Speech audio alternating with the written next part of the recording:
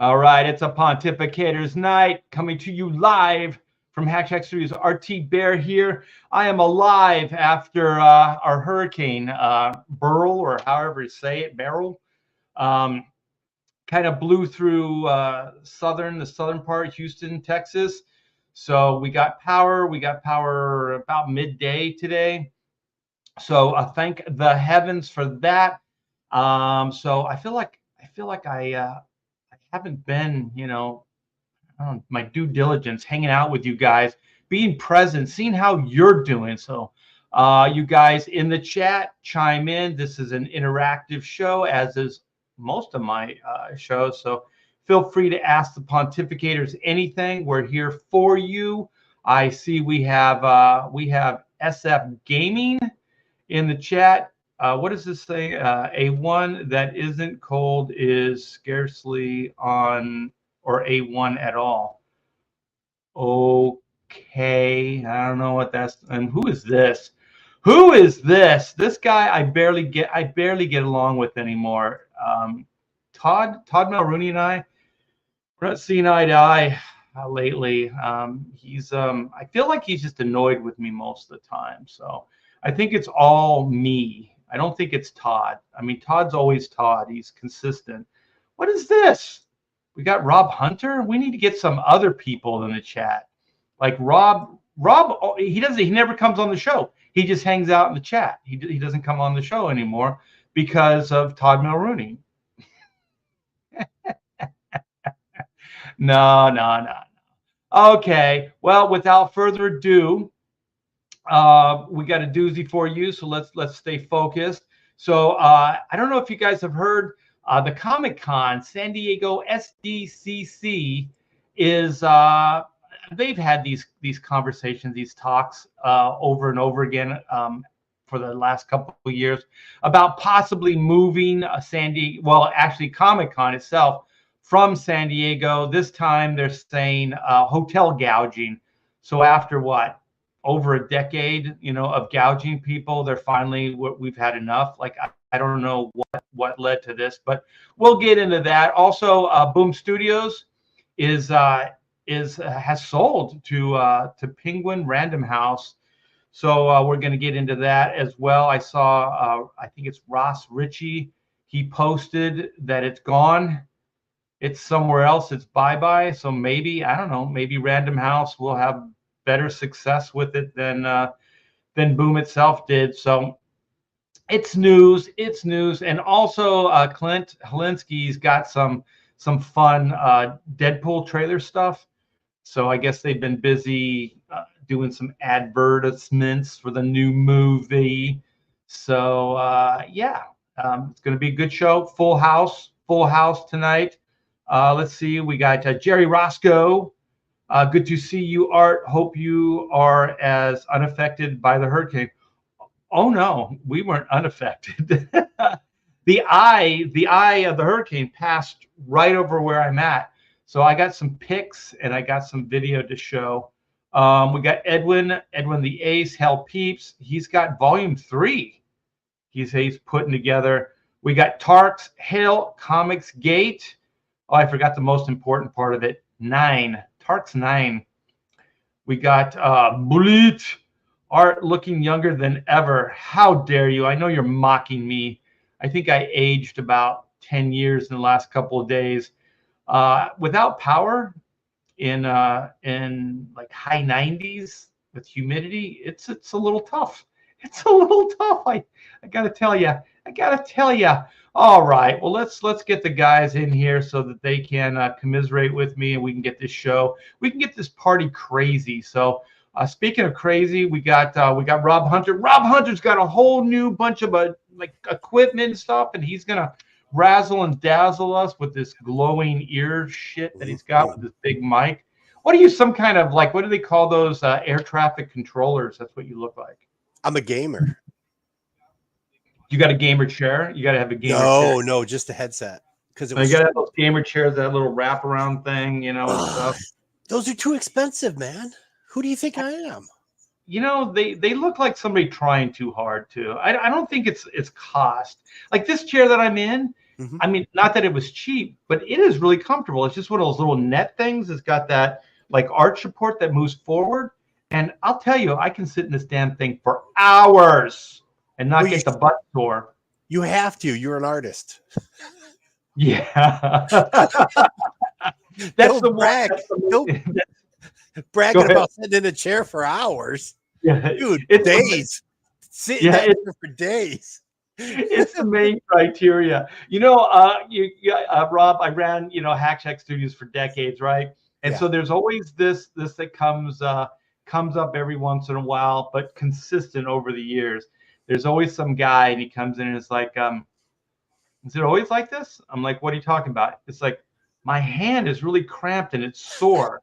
And I'm like, okay. And then my lower back is really my neck. And I'm like, okay. And it's like, my eyes, eye strain. I'm like, okay. And then if it's consistent, over weeks, then I know that guy's not going to make it, right?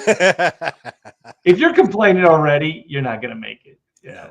I used to talk all the time with one of the guys that worked at Glass House Studios, and he would talk about how all these storyboard guys would always say, "Hey man, I'm tired of not getting any credit. I want to do some comic book stuff. Can you get me into the comic book market?" And they would say, "Well, here's the page rates you can expect." And they'd be like, "Per panel?" They're like, "Oh no, that's for the whole page." And they're like, how do you make a living doing this? And you're like, you work fast and you do a lot, or you get on the good books. All right, well, I'm gonna get this guy. This guy is giving me. You saw it, Rob. You were the first one in. You saw the attitude coming off this guy. All I asked him was, "Why are you so far back?" Right? Because like we're like personable people. You and I, Rob. We're like right in there. We're talking to people. We're like try.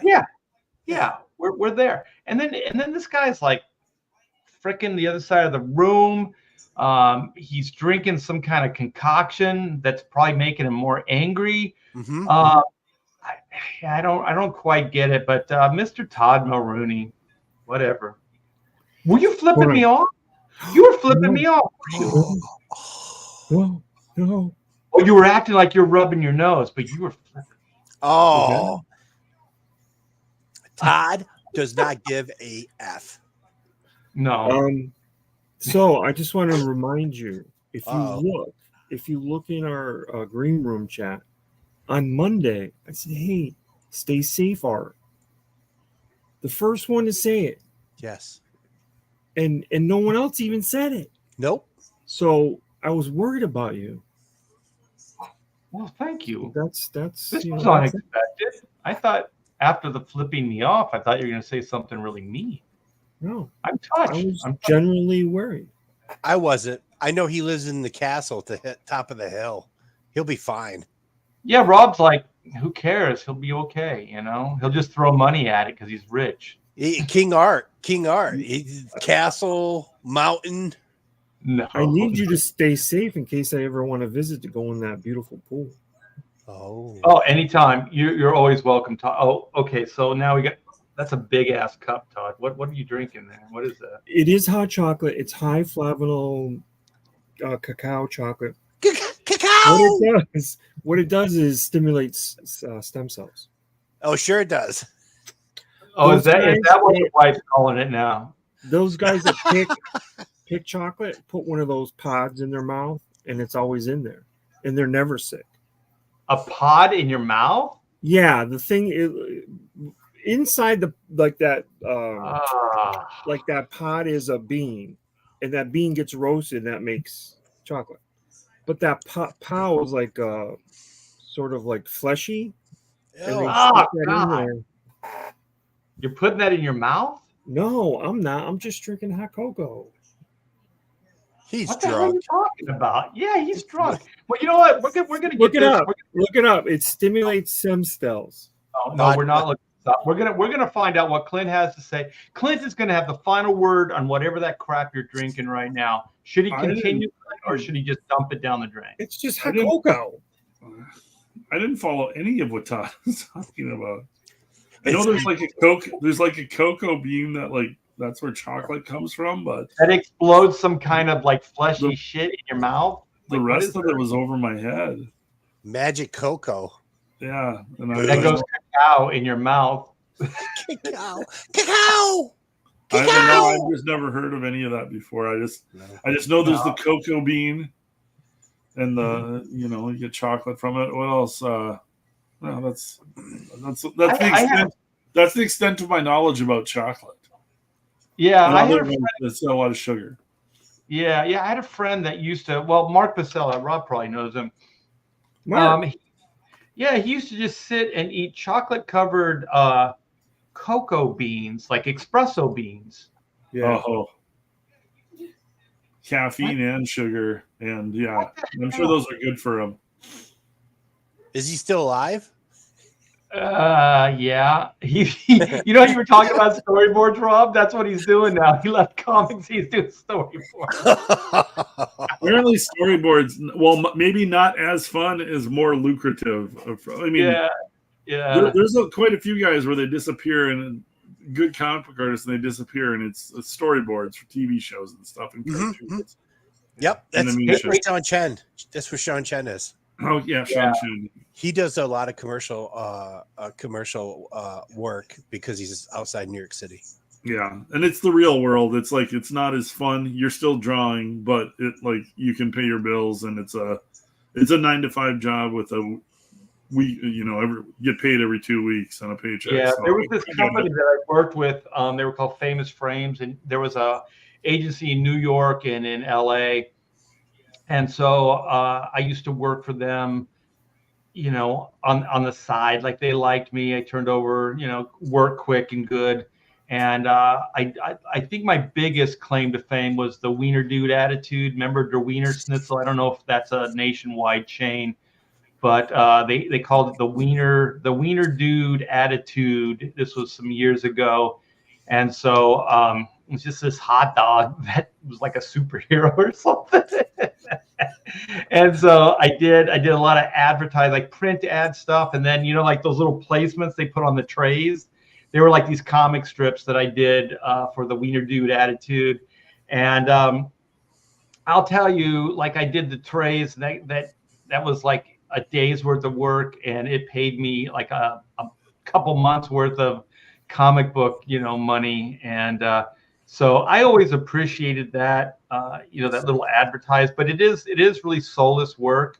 It's not really that creative. But like I did stuff for like some yacht company. I did bucket seats for Porsche, just all kinds of stuff. And most of the time it's just for like, what do they call that? Where they do conventions and they put out trade trade shows and stuff. Yeah, most of it's like artwork for that. But yeah, it pays well, but it's soulless, man. Yeah. It is. Oh man, sign me up. Yeah. Don't take the soulless art now. LinkedIn always sends me the same crap. It's you look at it and go, oh, that's a great salary. 3 years concepts and video game companies. Like it's always yeah. If I had that experience, then I wouldn't be looking for sweet pay and work in the first place. Thanks, LinkedIn. Yeah. I'm gonna touch base with some people in the chat. We got a good crowd today. If you guys could thumb this bad boy up, and if you haven't, please subscribe. We do appreciate it. It helps the algorithms. Doc Bacon, I had bacon this morning on my cheeseburger. We made homemade cheeseburgers. We had power, so I got to cook. And Hell Archie Bear, Hell Hunter, and Hell Chat. Wait a minute. Uh-oh.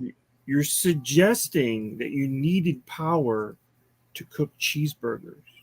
Now this is distressing to me. We're electric kitchen. No. What about your grill? No. Your propane grill. The propane, conveniently was out. It just went out, and so I had my in a pan. You fried up burgers? No. That's terrible. Just to defend myself, before that, I went to the grocery store. They were out of propane because of this hurricane, and so 1 is none, 2 is 1. You should always have 2 tanks. 2 tanks. See, you're talking from experience. I'm coming from California where nothing ever changes. Everything's perfect. So I'm not used to any adversity or any of this kind of crap. So this is all new. I'm learning all this stuff on the fly, Rob.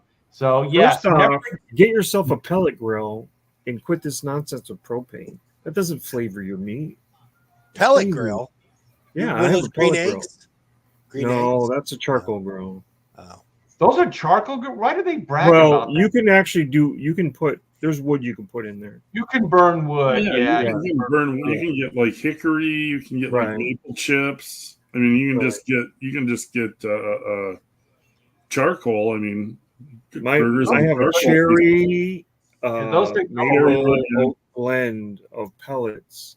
Okay. Paulus Art says, what headset do you have, Rob? I need to get one. Amazon, cheapest one they had, $33. Well, what brand? That doesn't help him. I don't know. Wait, I have the book right here. It lights up. It's got to have a name. Captain 300. That sounds made up, man. It's a gaming headset, Captain 300. Okay, let's see. Alex says, Art, where's my commission? It's been like all day. This is a joke. What? Listen, man, I just went through a hurricane and 2 days without power, so you guys better stop. That's all I have. Art was out on his deck, like holding onto the railing and like inking furiously as the wind is just blowing by. 60, 70, 80 mile an hour winds. It's absolutely crazy. I pulled a branch out of the ground. It was 1.5 feet, almost 2 feet, stuck straight in the ground. I'm like, holy shit. Do you guys have like a central room or a base? I mean, a lot of places down south don't have basements just because of. Do you have like a hunker down room while the storm went over? No, we just kind of moved in from the windows and stuff. Just stayed away from the windows. Yeah, it was maybe 5 hours, 4 or 5 hours. Yeah, so wow. It seemed to kind of move fast, and we were kind of in awe of it. So like your first hurricane, you're probably just like, holy shit. You're just kind of like entertained by it. You don't really know. How bad it can get. It's kind of stunned by like how the wind. Yeah, exactly. You're just seeing stuff going like this way instead of like straight up and down. The water is going this way. Citizen Ronan says whiskey does the same thing, probably. Whiskey sounds really good right now, you guys. All right. I snorted what? I snorted a few lines of cacao. What is this bacon? What's going on? All hell's breaking loose. I just had bacon too. You talked about bacon and it's making me hungry. Oh, okay. I'm behind. Always behind. All right. Darren Wagner says, congrats, Clint. Oh, that's what I was going to say before I got all discombobulated. Congrats, Clint. I read Maidens of Mayhem and felt so dirty afterwards. I had to take another shower. It's a nice, wholesome, classy. I think it's supposed to be shower, though. Yeah, classy, upstanding adventure book about some adventurous ladies getting in all sorts of danger and trouble. Nothing totally wholesome. With low what? It's just sexy TNA. I like Citizen Ronan is like, I live in Florida. I laugh at your wins. I laugh at I'll tell you right now, I couldn't get a good picture, but the neighbor's house, it didn't fare so well. Like this thing is probably a 60 plus foot like pine. I couldn't even it would take all four of us to wrap our arms around this thing. It's now through the guy's roof. So tree. Oh man. Yeah, it fell on the guy's house. And the weird irony is this happened 6 months earlier. A tree just rotted and fell the same area of the guy's house. He just replaced his roof. And now this other tree fell on this same area, man. Oh God. Yeah. It's time for a concrete roof. Yeah. It's time to move. I think they've been kind of like, when you see your neighbors that haven't really kept up their house in a while, and then you see a lot of improvements and cleaning up, you always think they're going to sell their house soon, right? So I'm thinking, if they could have sold a little earlier, they could have kind of bypassed that tree hitting their house. I got some video I'm gonna share. Let's see, of these storms, since we're talking about these storms. It's pretty insane. You guys are probably like, been there, done that, but not this guy. Not this guy. Let's see. No, I've never been in a hurricane. Yeah. I'm in Florida all the time. Lots of them. Rob's probably, yeah.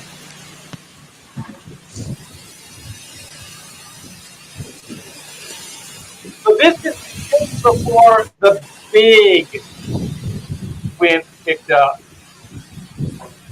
You could barely see past the fence. This is perfect jogging weather. Yeah, it's workout weather. It'll keep you nice and wet. You want the wind at your back. Mm-hmm. Look at how fast I'm going. That makes me very taller. But see that great turtle? That used to be straighter. Oh. See, it's all crooked, just like falling over. That's what she said. She's crooked and she's falling over. Yeah. Those are the ladies that Rob likes. Well, he used to be straighter.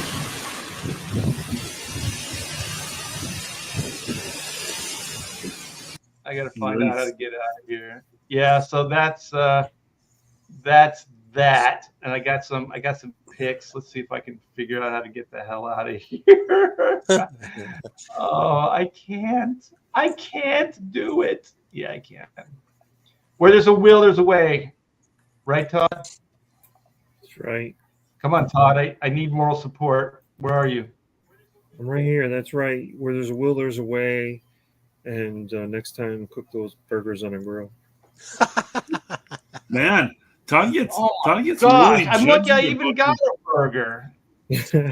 You were out there cooking the beans in the can on the fire, I saw. Right? Wasn't that what you were doing? In Actually, the morning, you had breakfast frozen. beans, you called them? No, it was frozen stew. That's weird. When I worked with Mark Bagley, he bought me a little propane camp grill. Yeah. He didn't buy you a camp grill, Art? I barely know him these days. He never bought you anything while you worked with him? No, we barely talked. Which is the way I wanted it. Who is that, Rob? Mark Bagley. He bought me a propane camp grill. It was also a honeymoon gift. He goes, don't thank me. He goes, my wife bought it. Yeah. So this is like none of these pictures actually. Can you guys see this? This is the backyard. All the stuff down. Yeah. None of these pictures do it any justice. That big piece of green that's right over the fire pit right there. That thing is massive. It's the whole top of the tree. Like they just look, because the backyard's pretty big, so everything just looks kind of small. But those are big. How many acres? Is it 5 acres? Are we looking at a 5 acre backyard? Get Rob going. like this thing barely. It looks tiny, but it barely missed the house. Like it just kind of fit right in there. It didn't hit the roof or the wall. So there's that one. There's this. That thing's massive. This what looks like just a branch. That is a huge oak tree branch that came off the top of the tree there. Oh, we can tell because we can base it on the relationship of the size of the fence board it broke. Yeah, but it keeps going, dude. Like it goes about 20 feet into the neighbor's yard. Well, all you got to do is chop the end. And that's what I did. The rest is the neighbor's problem. Yes. Exactly. Yeah. The thing that's what fences are for. Mm-hmm. That's what fences are for. And you know what? I still have a mat on for this guy because I put that fence in and you're supposed to split the cost, and he never split the cost with me, so I absorbed all of it. So nobody ever splits the cost on fences now. Well, my other two neighbors did, but this guy did not. And so this dude has chickens too. So I fixed that thing this morning. So the fence is now mended. Split the cost of what? One side? Yeah, I think you just split it. And so when you split it here, you kind of each panel is reversed. So one side is like the way you're looking at it, and then the other side is like the opposite. So you get the 2x4 side. So it kind of gave him the better side, right? Yeah, he got the worst side. No, we got the plank side. No, see, you did it wrong. Yeah, I don't believe you. No, he's supposed to have the pretty side. You're supposed to have the ugly side. Nobody splits the prices anymore. In fact, in Florida, everybody will have double fences because you're like, F your fence, my fence is nicer. So you'll have fence against the fence. Well, the thing is, there's a big 2x4 that runs across this fence that supports all those teeth.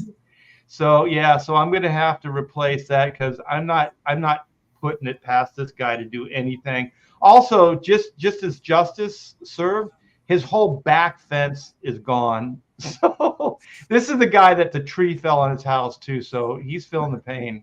Oh yeah.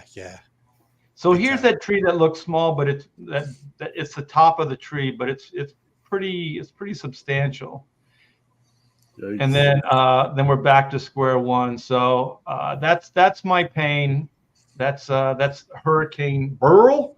Burrowing through here, and we need to have the hurricanes with easily pronounceable names because nobody knows how to pronounce. Is it Beryl or Burl or Burl?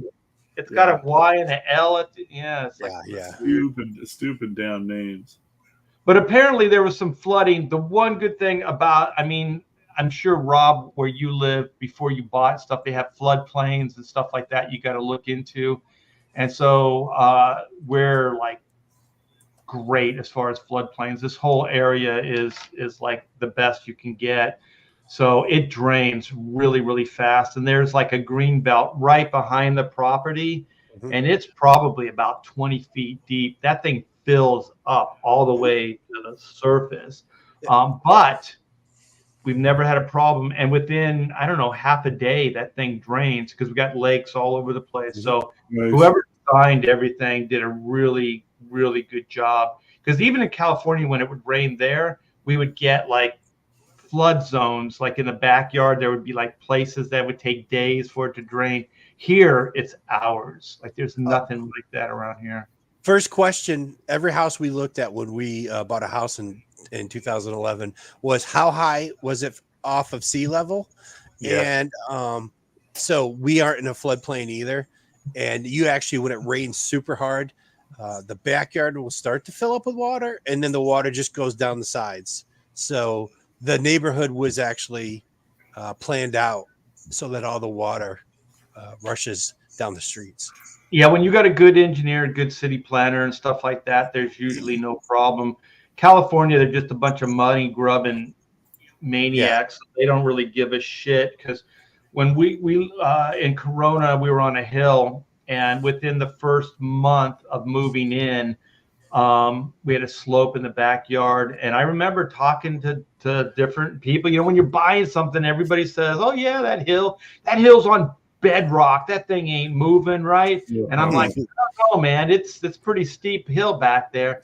And he's like, "Yeah, nonsense. It's fine, right?" So we move in about a month into it. Like that hill just starts coming down into the yard, and I'm like, "Oh man, we just bought this house." Damn.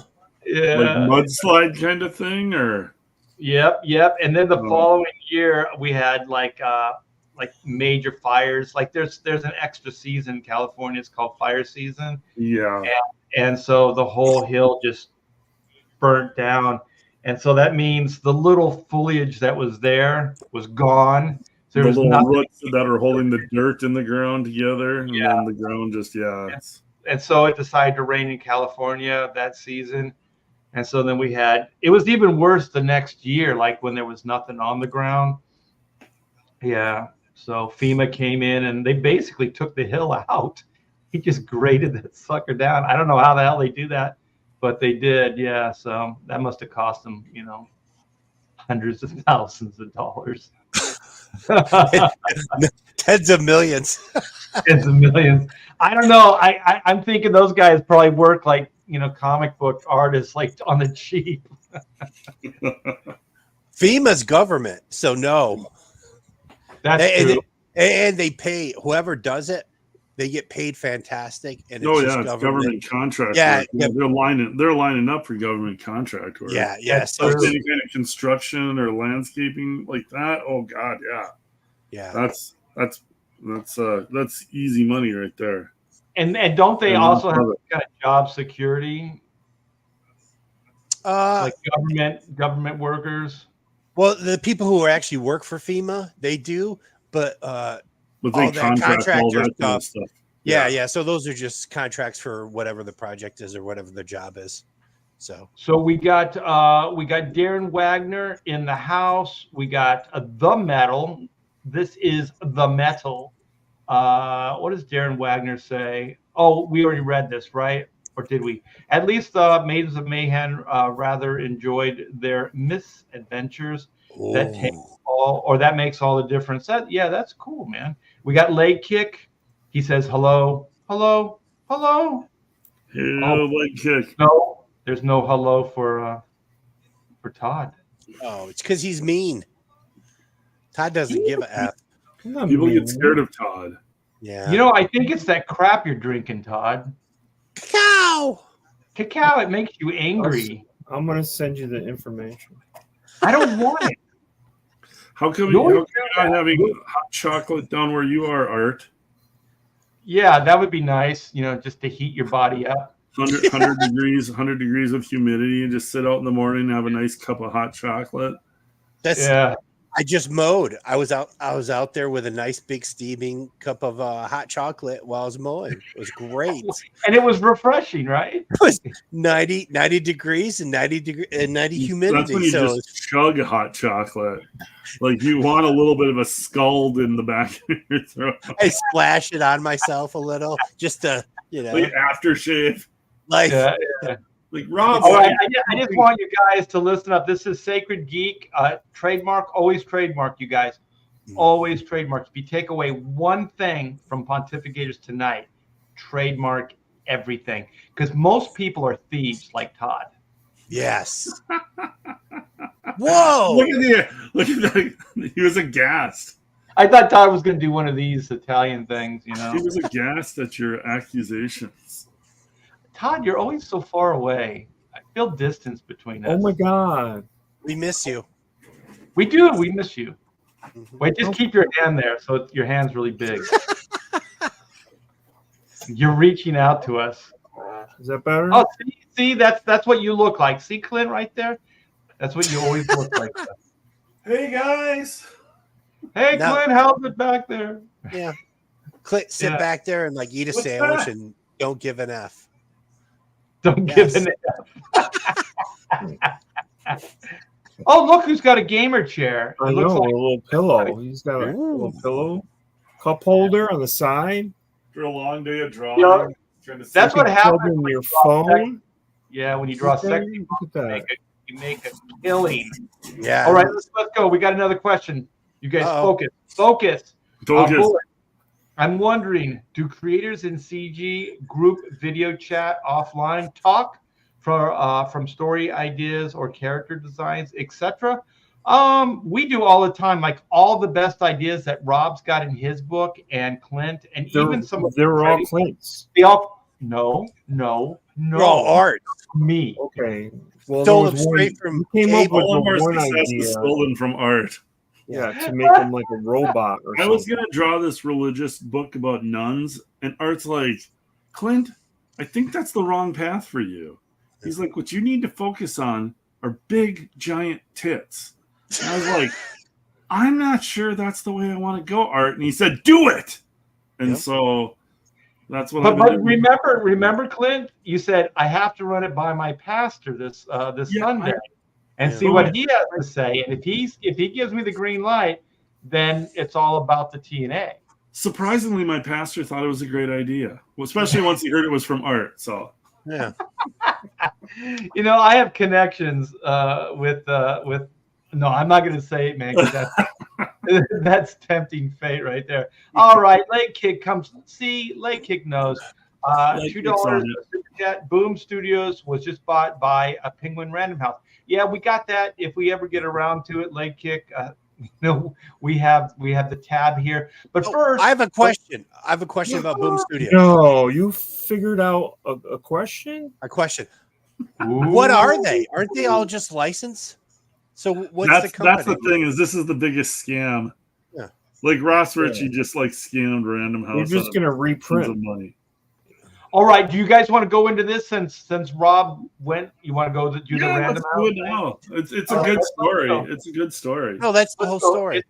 It's now Rob Hunter's show.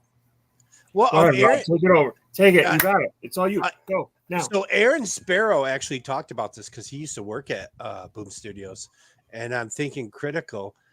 He didn't have a lot of nice things to say about Boom Studios.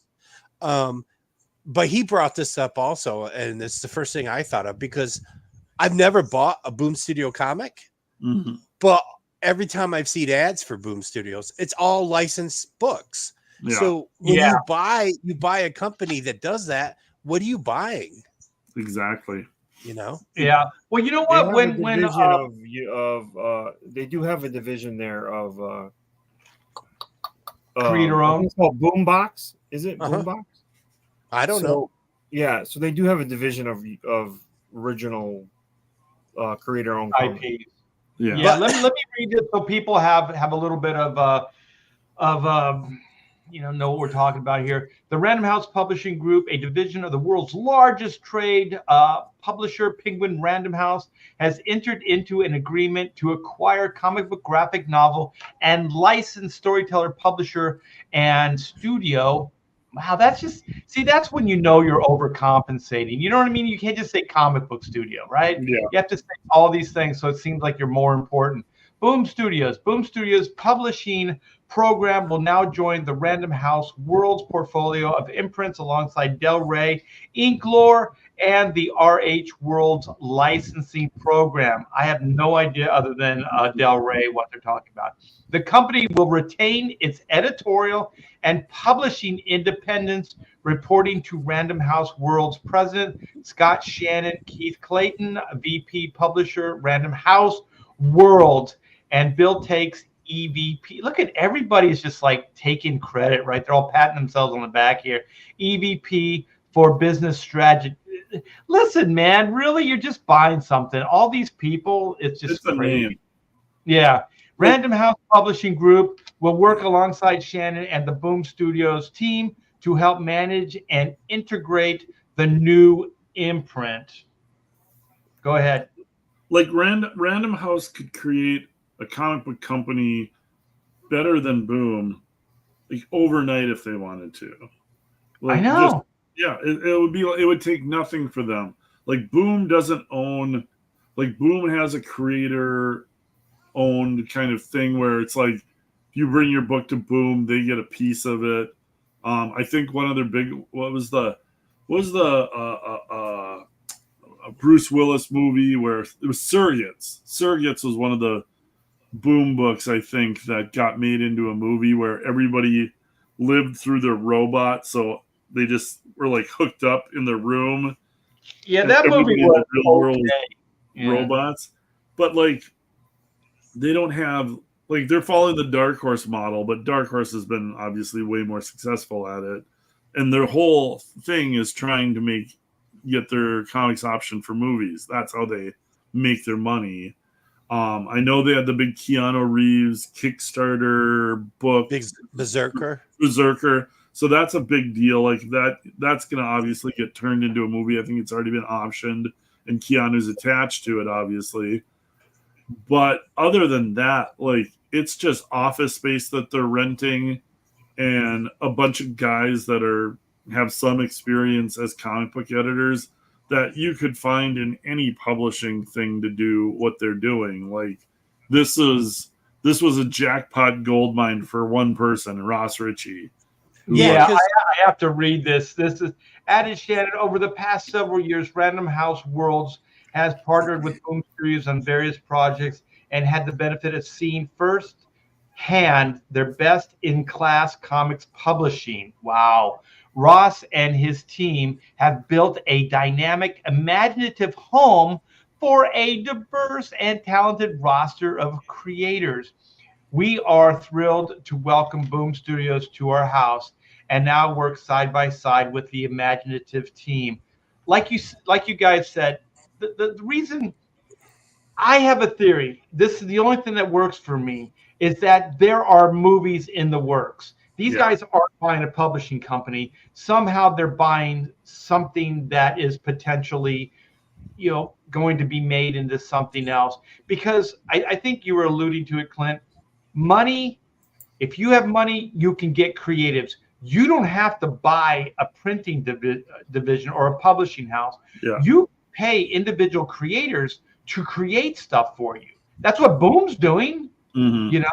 And it doesn't take a big editorial team to do that.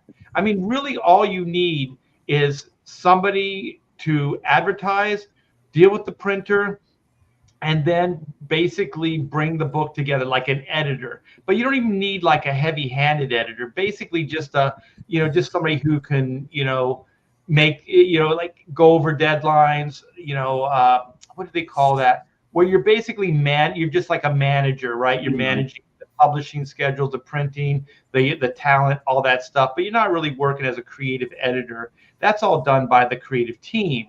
They manage their own stuff and give it to you.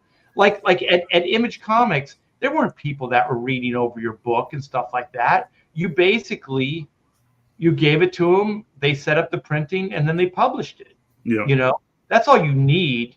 If there's any errors and stuff like that, that's on the person that made the book himself. It's not on the publisher.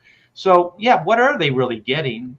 And isn't it pretty easy to believe that all the properties that Boom has, they've already tried to shop around again and again and again. Oh yeah. So why would Penguin even scoop up all the oh look, here's a bunch of properties that nobody's wanted for the last 10 years. And in fact, this is the stuff that nobody wanted when movies were still making money. Yeah. Now movies are bombing. So why would Penguin now go, oh look at all this comic book properties that nobody wants? Yeah. The only thing I can think is that they got it on cheap, and I'm not real familiar with Zoe Quinn. I know she doesn't have a good track record, but is she still heading up Boom Studios? Todd, you would know this, right? I don't know this. Zoe Quinn? Zoe Quinn? I don't. I know Ross Ritchie was the top guy there. I know Matt Gagnon used to be like kind of his second in command when I did a little bit of work for them.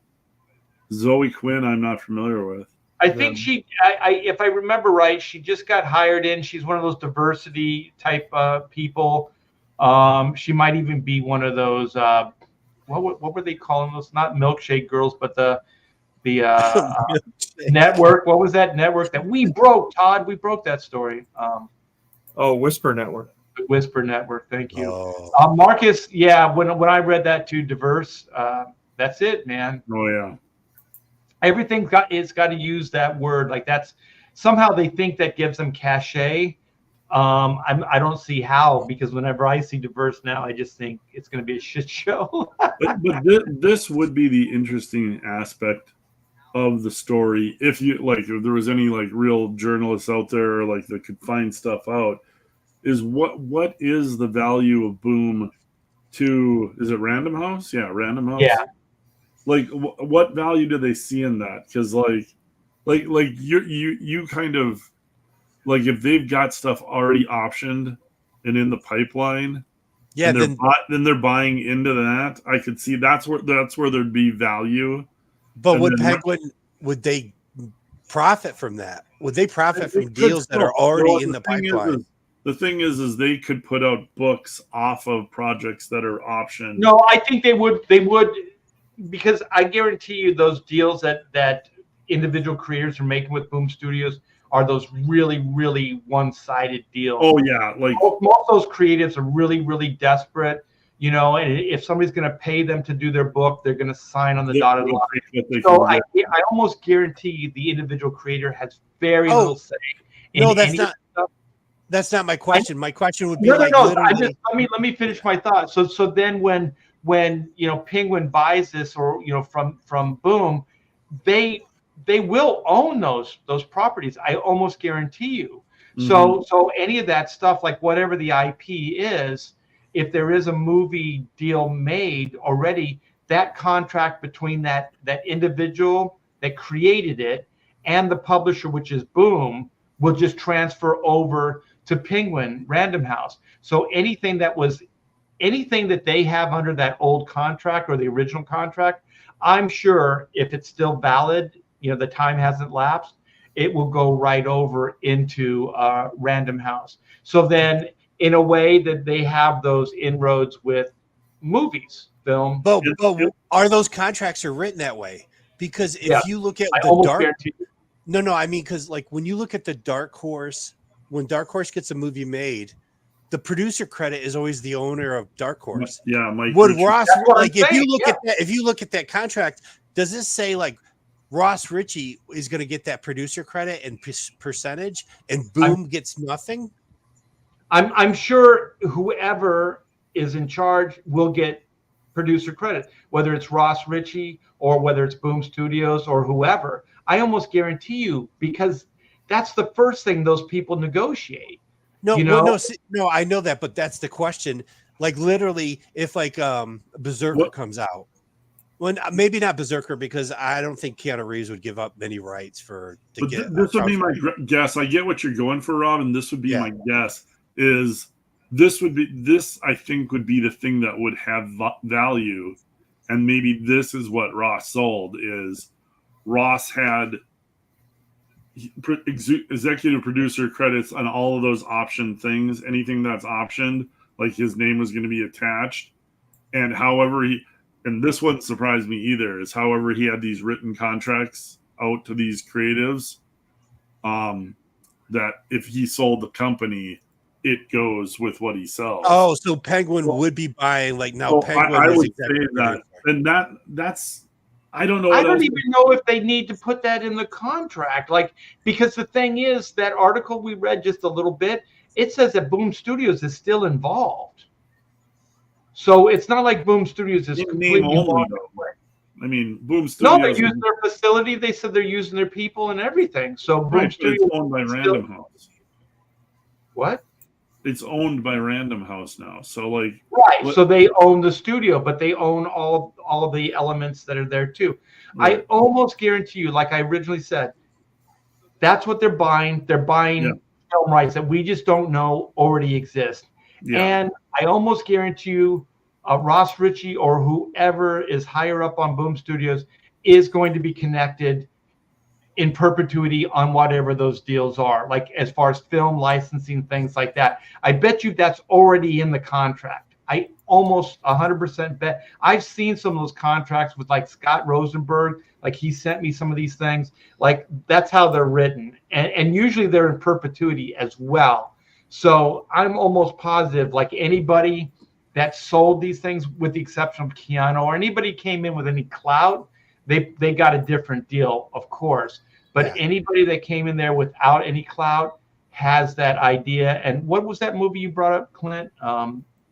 Surrogates. Surrogates. Like if there's anything like that, that is a one-sided deal. I'm sure the creator will get something, you know, but they'll have to fight for a producer credit. I mean, I had Agent. I did the Hollywood Shuffle, and they don't give those things to anybody. You know what I mean? Like you have to fight for those, and you have to have some kind of clout to get those. Let me ask you this, Art. Do you think Ross sold that part of it, like his executive producer stuff? He sold that to Random House, and that's what. No, I think he's still connected. I think all those contracts. But then what is Random House buying it for if Ross is still connected in that? They have the movie. They own it. They own the property. That's what they're buying. Ross will be an executive producer, but Random House will own the overall. They'll own it, yes. So they'll be the lion's share of the money will go to Random House, but just as how most of those guys do is the producer credits is just a way to stay connected to the property. That's all it is. They don't do anything. They're just connected. So he'll always get a paycheck no matter where it's sold, who it's sold to. He'll get a bullshit producer credit and he'll get money. He gets a percentage of the budget. Well, it depends on what his deal is. Yeah. That's why that's producer credits a lot of times. That's it really depends. I mean, like producer credits are just usually they're just throwaway and they're just based on like I remember it was oh my gosh, what's her name on one of the Alien movies, Sigourney Weaver, and they just gave her bullshit, because they couldn't pay her, so in lieu of money that she wanted, she negotiated producer credits. So then they could justify giving her the rest of the money through a producer credit, and negotiated less because if she has that producer credit, then now it's on her resume and then she can go produce other things. You know what I mean? Like it's building your resume. And so sometimes you'll give up a little bit to get something in the long run. But there's all kinds of shit. The guys over at IDW that are behind the scenes that are kind of running that thing have just got to be pissed. Because, I mean, that's all IDW has been propped up on for years is to try and do something like what Boom just did.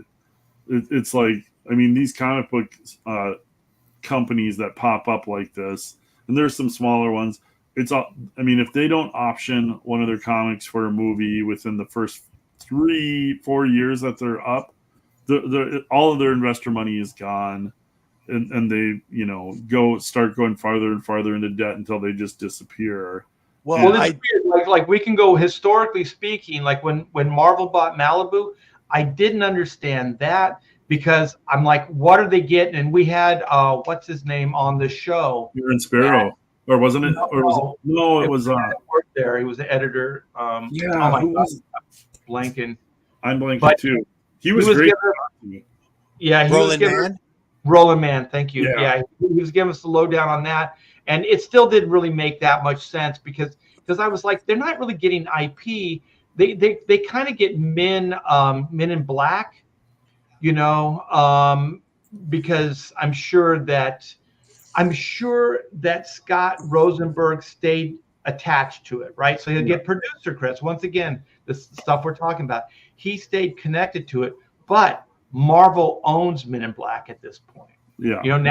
Now Disney, I guess, so and then they had Cowboys versus Aliens. So I'm not sure, because that was a Scott Rosenberg created entity. So I'm not sure if they got that or not, or how that worked. But anyway, that's the only thing that made sense. Go ahead, Todd. What? So they do have 3 things in production: Butterfly, Something is Killing the Children. Oh, that's a big deal. Yeah, Something's Killing the Children. I've heard lots of people talk about that, and then anything with Keanu attached to it is obviously big. So those are 3. So they probably had a really prime position to sell right now. Yeah, while 3 things are in production, because that's when you do it, And to be honest, as far as Ross Ritchie's concerned, he probably needed that money because it wouldn't have looked good if they went belly up and he's still trying to sell these movies. Yeah. So I'm sure Random House got a killer deal, right? There's a quote in the article from him, and like I've heard this from like other people too, is like the way to become rich in the United States is to create a business, to build it up, to have it be successful, and then to sell that business to a bigger corporation that wants to wipe you out because you're cutting into their little bit of target, little slice of the pie. And he like literally said that. He's like, my dream was to build this into something, have it be successful, and then sell it to this, very successful company. And he's like, now I'm going to go off and spend time with my family and count my money. And like, that's kind of that's how you become rich in the United States. One of the main ways. IDW, no one will buy IDW because of the debt. Oh, I'm sorry. Go ahead. Just when we brought up IDW. IDW is so far in debt. Yeah. Yeah, no one will missed buy their it. window. It's not worth what they're garbage. They missed their window. I can't believe they're still running. It's upside down. Yeah, they just keep bleeding money and trying to get more money in. It's not going to work. But the other thing is when Jim Lee sold Wildstorm, like I didn't quite understand what DC was getting, because you Jim Lee. That's the only thing, right? But the thing is, like I was like, you can't buy people. Can you? No, you can. You kind of can. You kind of can, yeah. So, because I was thinking, like, okay, other than the what was it called, the cliffhanger books, what were they getting? And I don't think they got the cliffhanger books in the deal. No. Those So they got the ABC books, they got the Alan Moore stuff, they got the Wildstorm, catalog. I think that I heard somebody say that like DC was thinking they were going to get talent. Like Alan Moore would stay with ABC, like Travis and all those Wildstorm guys would stay with, Wildstorm, all that stuff. But the thing is, you can't buy people. Yeah, so those guys all bailed, and so it was in Jim Lee's interest to stay, because they gave him, a cush job. That he's been basically working ever since. Let me ask this, because I'm not clear on this, and you just touched on it briefly, and I've always been curious, because IDW, I think, in the recent past, did Danger Girl books. Now, is Danger Girl co-owned, or does J. Scott Campbell not own the whole Danger Girl IP, or is it Andy Hartnell, or? I think they co-own it together. They co-own it. So then when the IDW was doing that stuff, J. Scott Campbell was like, "Yeah, go for it," and Andy Hartnell was writing it. And, yeah, Andy got a gig out of it, right? But even like DC was publishing those for a while, weren't they? The Danger Girl books. Probably reprints, right? No, they were new stuff. Like Andy stayed on as a writer, and I think only IDW has published new stuff. Or no, was DC it IDW as well. It was IDW. I know DC did as well, because I used to get the books that they published every month. Oh, so I might have missed those. Was it Danger Girl? I always thought it was weird, because you have J. Scott, and we know there's lots of J. Scott wannabe clones, but he never would hire someone who was trying to draw like him on those Danger Girl miniseries that he didn't draw. I never understood that. I was just like, it was always some weird manga artist. Oh yeah, I remember some of those. And I would just go, why the F did you hire this guy? Why didn't you hire a guy who's at least trying to do Jim Lee or Jeffrey Scott? Yeah.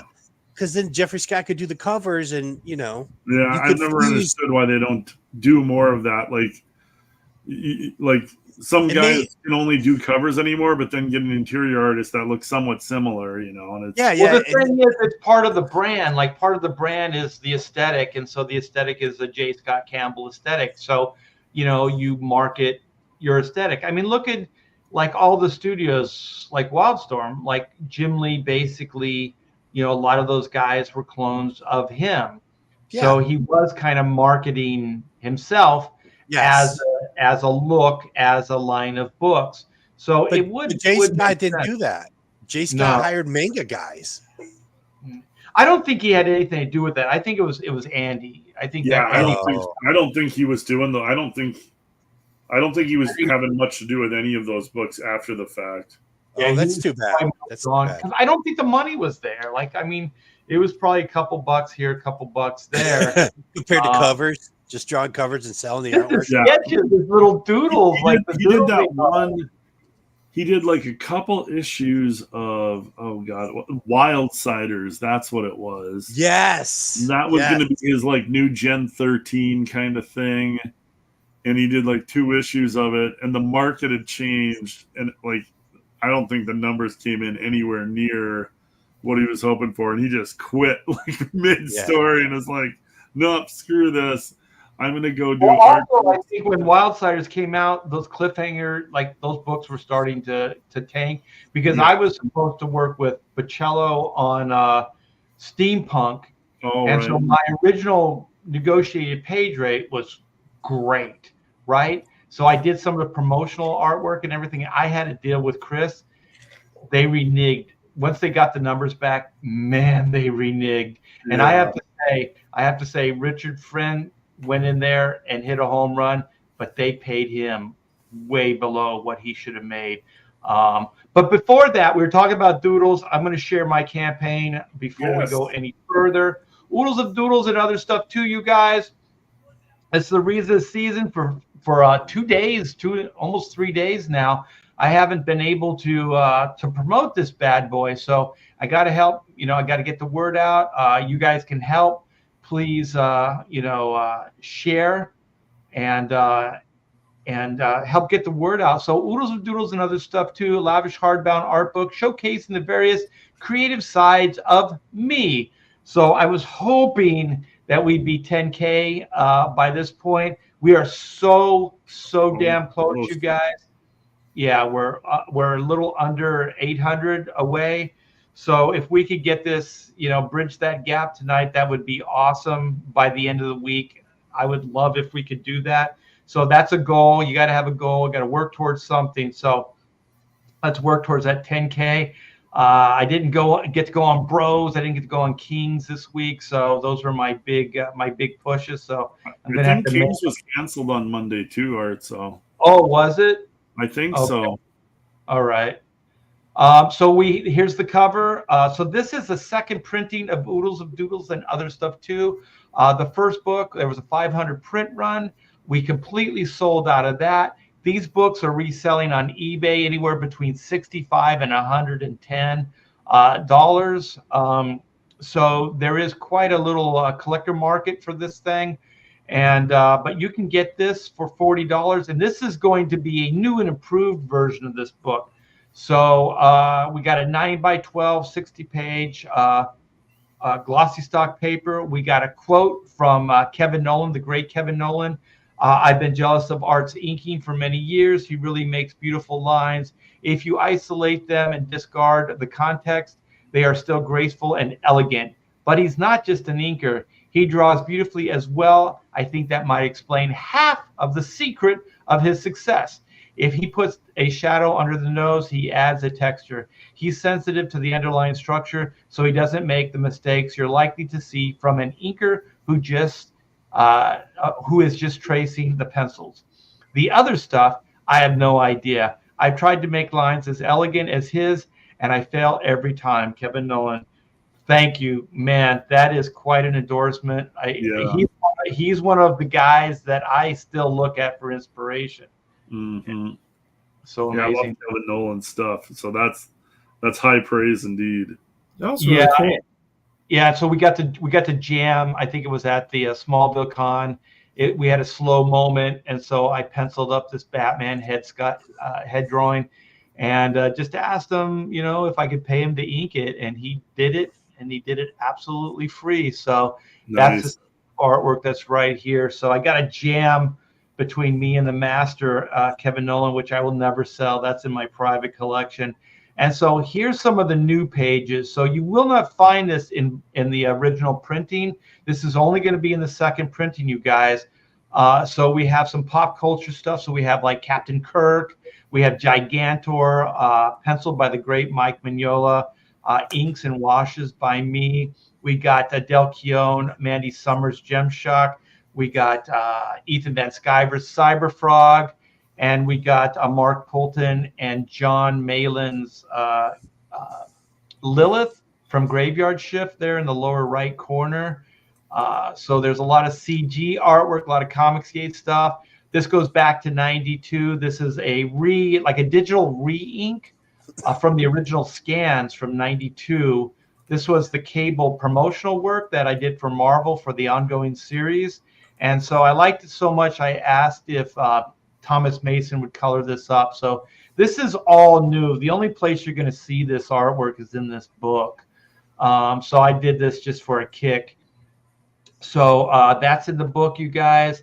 And so there's original creator-owned stuff. So once Marvel fired me, told me I'd never work there again, humiliated me to my core, destroyed me, I went and I did animation for 2 years. So I developed animation shows, and so Hit was one of them.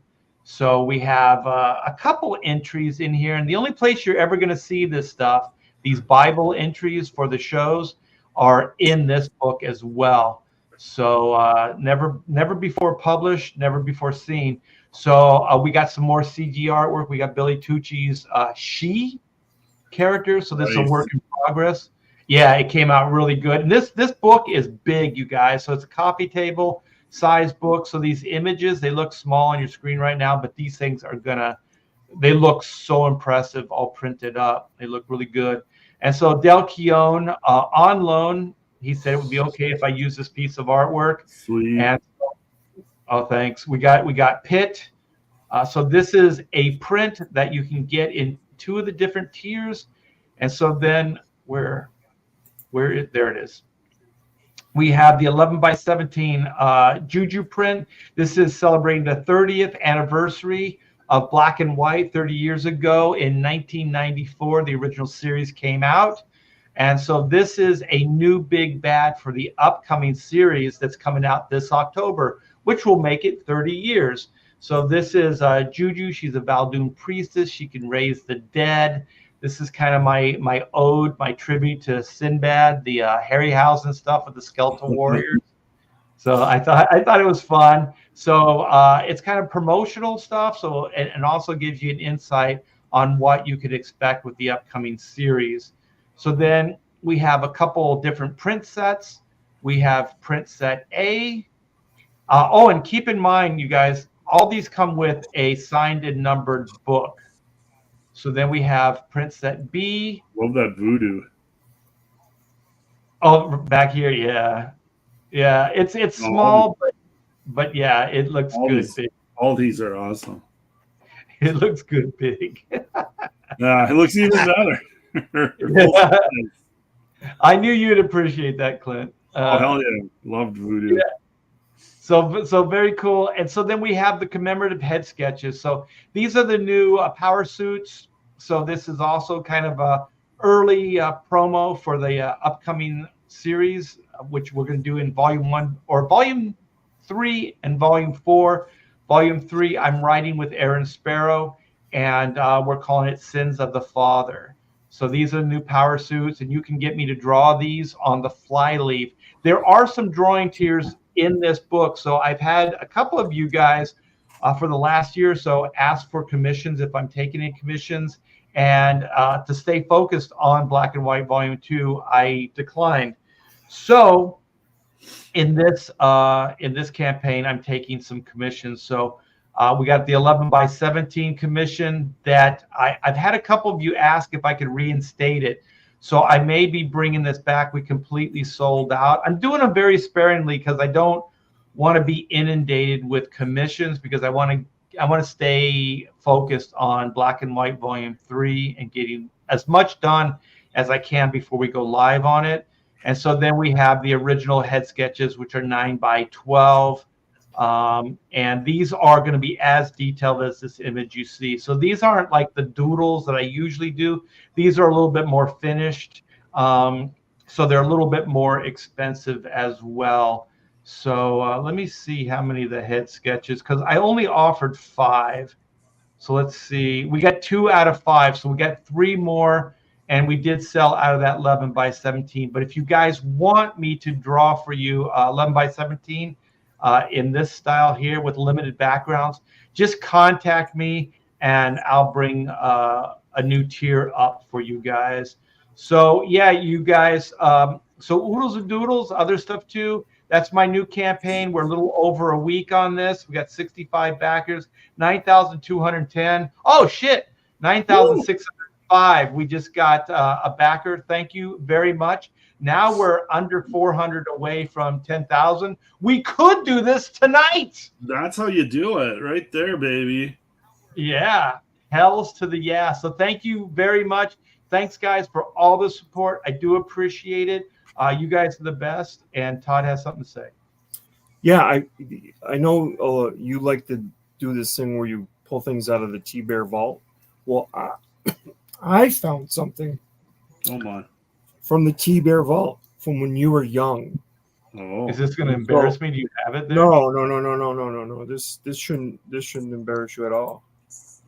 You know what the worst is, and you guys will know this. Like you go to cons, and somebody hits you up just before you have to go to the bathroom. Like you have to go really, really bad, and you're just like, I got to get this thing done really quick. And so you're just kind of doing it as you're standing up at the table. You're trying to get away, and then that's always the one for that show that ends up. They show it online. So multiple times. Oh God.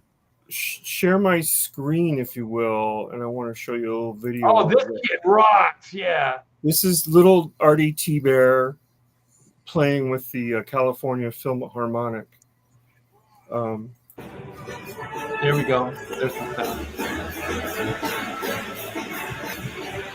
How old were you here, Art? What, 4? I was about 3.5 years.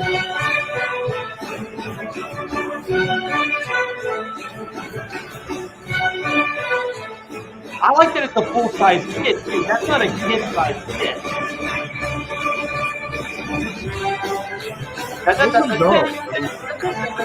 Amazing. That's crazy. Wow. Do you see? He even kind of scratched his face. That's when you know you're pro, when you can kind of do stuff, and still keep the beat. Yeah, or flip the stick. Yeah, I didn't start that young. I was about 11, 12 when I started playing. Yeah. So you know that Bryan Adams song? I got my first real 6-string at the 5 and dime. Right. Like I worked my ass off and got like a cheap pair of set of drums at the 5 and dime. I think it was a pawn shop. Yeah. I used to visit pawn shops a lot. That's where I got my first handgun too. Committed my first murder. Usually those things, they don't have serial numbers on them, so you can get away with it. What? Yeah. No, they don't. They trouble. Hey, Rob, I'm talking like 50 years ago, man. Oh. Scratched off serial numbers on a firearm? No, some of them. Firearm. You know what? The best thing. Oh, this was so freaking cool. Okay, Hatchback Studios. When we were at, we had an office like a space in Yorba Belinda. It was nonstop chaos, but we did some brilliant work there. And the guy next door, it was a machine shop, and there was this old guy, and he'd always come over to the studio, and he'd always talk about the Torah and like the Jewish faith and all this stuff. I thought he was Jewish, right? So he'd come in and he seemed like this wise, like old, like Jew. And he'd come in and he would talk about like all this wisdom and stuff. So I would really listen because I'm thinking, and this is probably going to sound racist, but most Jews, they make good money. So I'm thinking like at some point he's going to give me some stock advice, right? So I'm kind of I'm waiting for the stock advice that never came, right?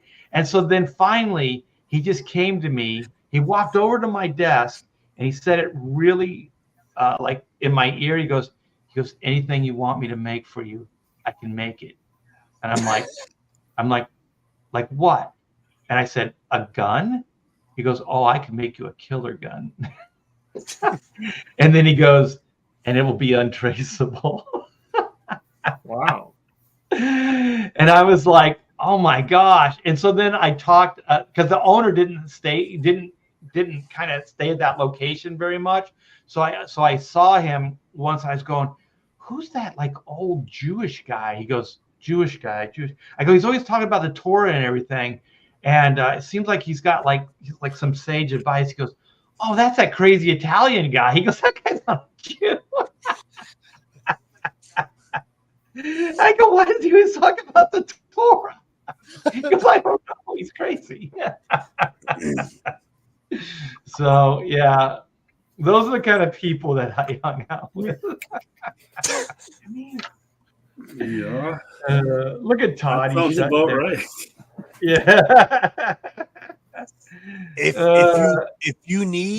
you have a machine shop, you can build anything you want, especially because of parts kits. Oh, So yeah. you buy a parts kit, and you can buy parts kits for machine cannons off of old Russian helicopters. So you could do anything. You could do anything. Well, now it would be super difficult to get the ammunition for 20 millimeter machine gun, but with a machine shop, because the way that parts kits are legal is they chop up the receiver. So what you should probably do, Rob, is figure out what ammunition is easy to get and then build that type of gun. Oh, well, that would be 5.56. Oh, see, and you can just buy those. You can legally just buy AR-15s all day long. Rob, you live in a parts shed. You got old Ataris back there, a microwave. Mm-hmm. So I got we're everything. building something. We're just not seeing it to fruition yet. Oh, it's a fusion reactor. It's a fusion reactor. Oh, yeah. Rob's been moonlighting. You know, he's been hanging out with that Jewish Italian guy that used to work next to. We're building belt-fed machine guns as fast as we can for the revolution. What was there? There was some kind of gun. This was like 20, 30 years ago, and it came from who makes the AKs? Was it China? Who makes? Everyone does. Russia, China. I would imagine Germany. Most of this conversation will get this show struck at some America. Everybody built it. But anyway, it was like you could get, like what Rob was saying, you could get pieces. Yes. Like they couldn't ship the gun in its entirety, but if they could like ship it in 3 different pieces to you, and that was legal. Yes. But they couldn't sell you the whole gun. Well, they can sell you AKs. It's just that if someone has his own machine shop and he wants it to be perfect, instead of buying it from a company who puts it together, he'll buy the parts kit and he does it because he knows he's gonna, it's gonna be his the tolerances. He's gonna make it perfect. That's all. Yeah, like some of this stuff is illegal. Like some of these weapons are illegal, but how they can bypass it is by shipping them in pieces. Well, it's true because you buy the pieces and they have all the full auto components. Now, American company will get all those pieces and make it semi-automatic and sell it to you through a normal gun store. But you also could just buy all the pieces yourself, and you could put it together. Now you have a machine gun that's illegal. But if you're the thing with weapons, by the way, is that they're always waiting for the patents to run out, so everyone can make a 1911, everyone can make a this, everyone can make a Glock. And that's because they just wait for the patents to run out, and then they start making them too. Yeah. And one of the things built into guns is something they manufacturers slop. That's why a Glock can be in the mud and freeze and go in the water and still work, because it has slop built into it. It's not precise. It's not, and so it'll keep working because it can be off a little bit and still work. I heard desert, like a lot of those guns would jam and stuff like that because there's a lot of sand and dirt in the air. Mm. So, it's because most firearms, the bolt carrier group in the barrel where they interact and with the trigger, you have to have those oiled. And sand and dust sticks to the oil. It collects to it. Yeah. It's like a magnet. But we should listen to Clint and we should probably move on. Clint took off, so it seems like we should go to some of the. Clint has a garage full of parts. Clint, he's like, no, don't talk about that. Taking orders. Yeah. Whatever those things called. Parts kits. Yeah, he has no idea. Yeah, deny, right, Clint? Always deny. And the burden. I wasn't even here tonight. Yeah, the burden of proof is always on the other person if you deny. So do you have those trailers? Oh yeah. Let me pull up the one that dropped today because it's pretty dang funny. Let's see here. Oh, don't want to do that. Oh, while you're watching that, my daughter made a point to tell me to watch the new Eddie Murphy Beverly Hills Cop. Oh, it's good. It's awful. She said, "Is it?" No, she said it's really good. It's like a computer wrote it. Oh, Honestly, it's like they just the computer, they ran all the first 3 movies through a computer, and that said, hey, make sure people feel like it's kind of like the old ones. Yeah, but And it's got literally, Axel Foley, man. I know, but you watch it and you're just like, I feel like he's just making the same jokes. Yeah. You know what I'm thinking? I'm thinking that's you're the thing is falling for the old. You're falling for the old banana in the tailpipe routine. So that's what I See? watched it. It was enjoyable. Well, I But was if you're like if you're a 20 something, or hell, if you're even a 30 something, you haven't seen the first 2 Beverly Hills Cops. So Well, if your last memory is the third one, then you're sure as hell gonna like this one. I didn't even know there was a third I one didn't know until there was a third one. Yeah. Yeah, So you don't remember the Art of Roy Valley says Road Netflix- kind of thing? Hold on for a minute. Art of Roy says all Netflix movies look high quality for like TV. They've got a weird feel to them. Even the big budget ones, like The Rock and Ryan Reynolds, and that Gray Man with Red Notice and all of those. Yeah, Chris Evans and the other dude Gosling. Yeah. It's like they look like they should be big budget movies, but there's just a weird feel to them because they're not. I mean, maybe it's just because they're not in the theater, but yeah, they don't feel like as big a budget movie as something that's in the theater. Even though I know they spent a ton of money, they've got the big names, The Rock, Gal Gadot, Ryan Reynolds, Chris Evans, Ryan Gosling. These are the biggest name movie stars out. They just have a weird feel to them, and it's like the plots and the story, everything just has like a little bit of a genericness to it. Like there's not a uniqueness. Clay, doesn't it feel like the plots were turned down by studios? Yeah. It's very Netflix picks them up because they don't have to worry about making money in the theater. Yeah, they just want to have content. Mm-hmm. They want to have content with big names attached to it. And I don't mind formulaic when it's done well, but it's like there's a genericness to Netflix's like the formula that they're doing in these movies. Yeah.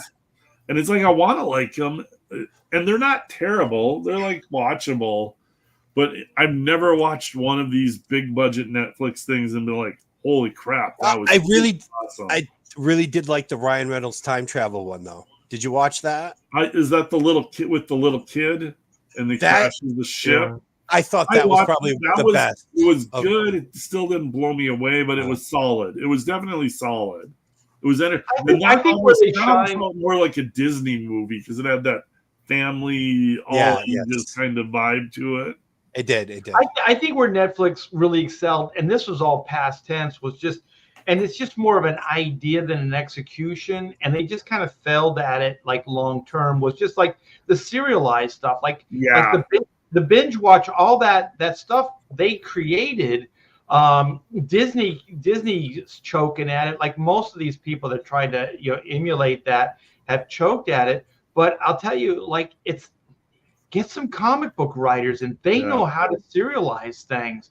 Yeah, a few years back, Netflix was killing it with the serialized, where they'd drop like 8 or 10 or 12 episodes of a show, and people would binge watch it. And like that's where their strength was, and that was probably the best quality stuff that they put out that I enjoyed. Because there's an aspect to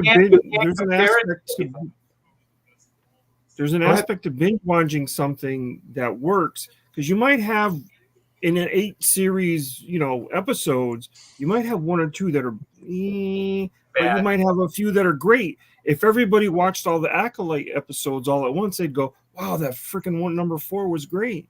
But all you're going to have is like, wow, you're killing us with this crap. This is just terrible. Yeah, because also that's how it's meant to be watched. It's meant to be watched like that. It's not a 2-hour one and done, where you get beginning, middle, and end. It's like every episode is an episode.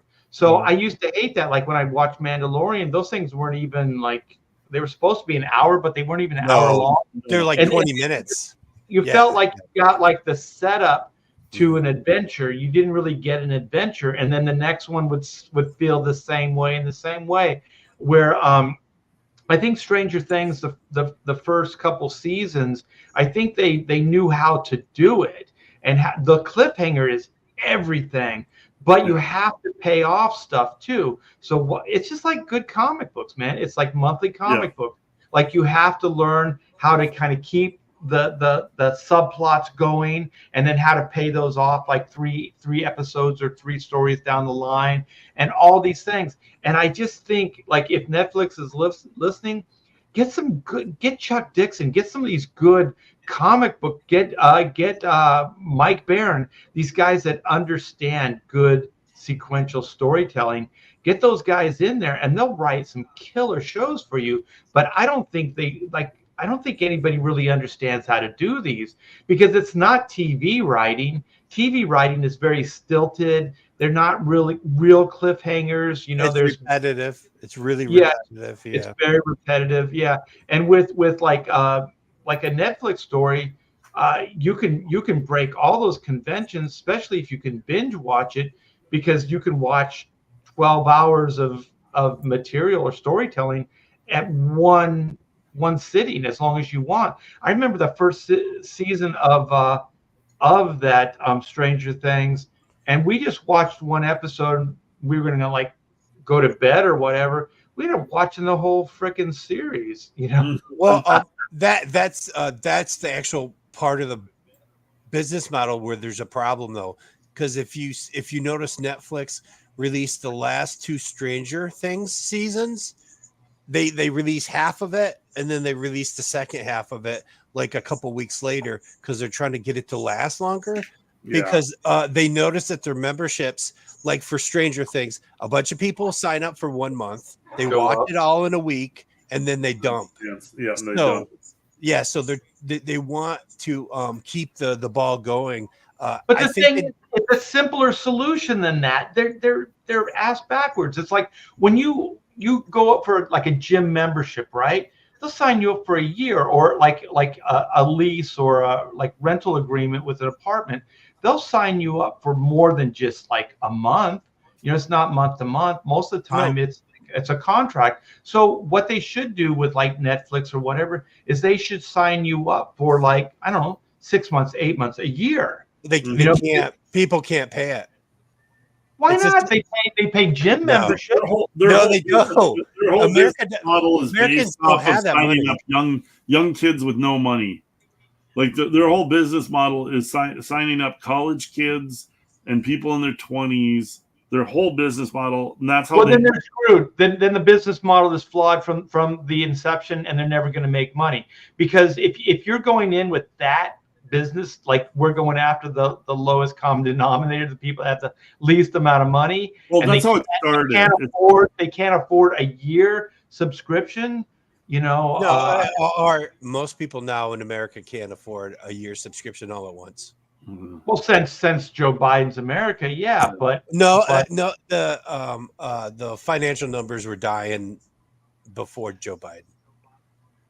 Unemployment was high. I've had gym memberships for a year. My daughter has gym memberships for a year. I've signed up for apartments. I didn't have to pay for the whole year, but I signed an agreement for the whole year. So it's not like you have to pay for the whole year up front. That's not what I'm talking about. You still pay monthly, but you're agreeing to staying for the whole year. So it's the same thing, but it's not month to month. So people said yes to that for the phones, and now years later, your competition will always say you can sign up and you can dump.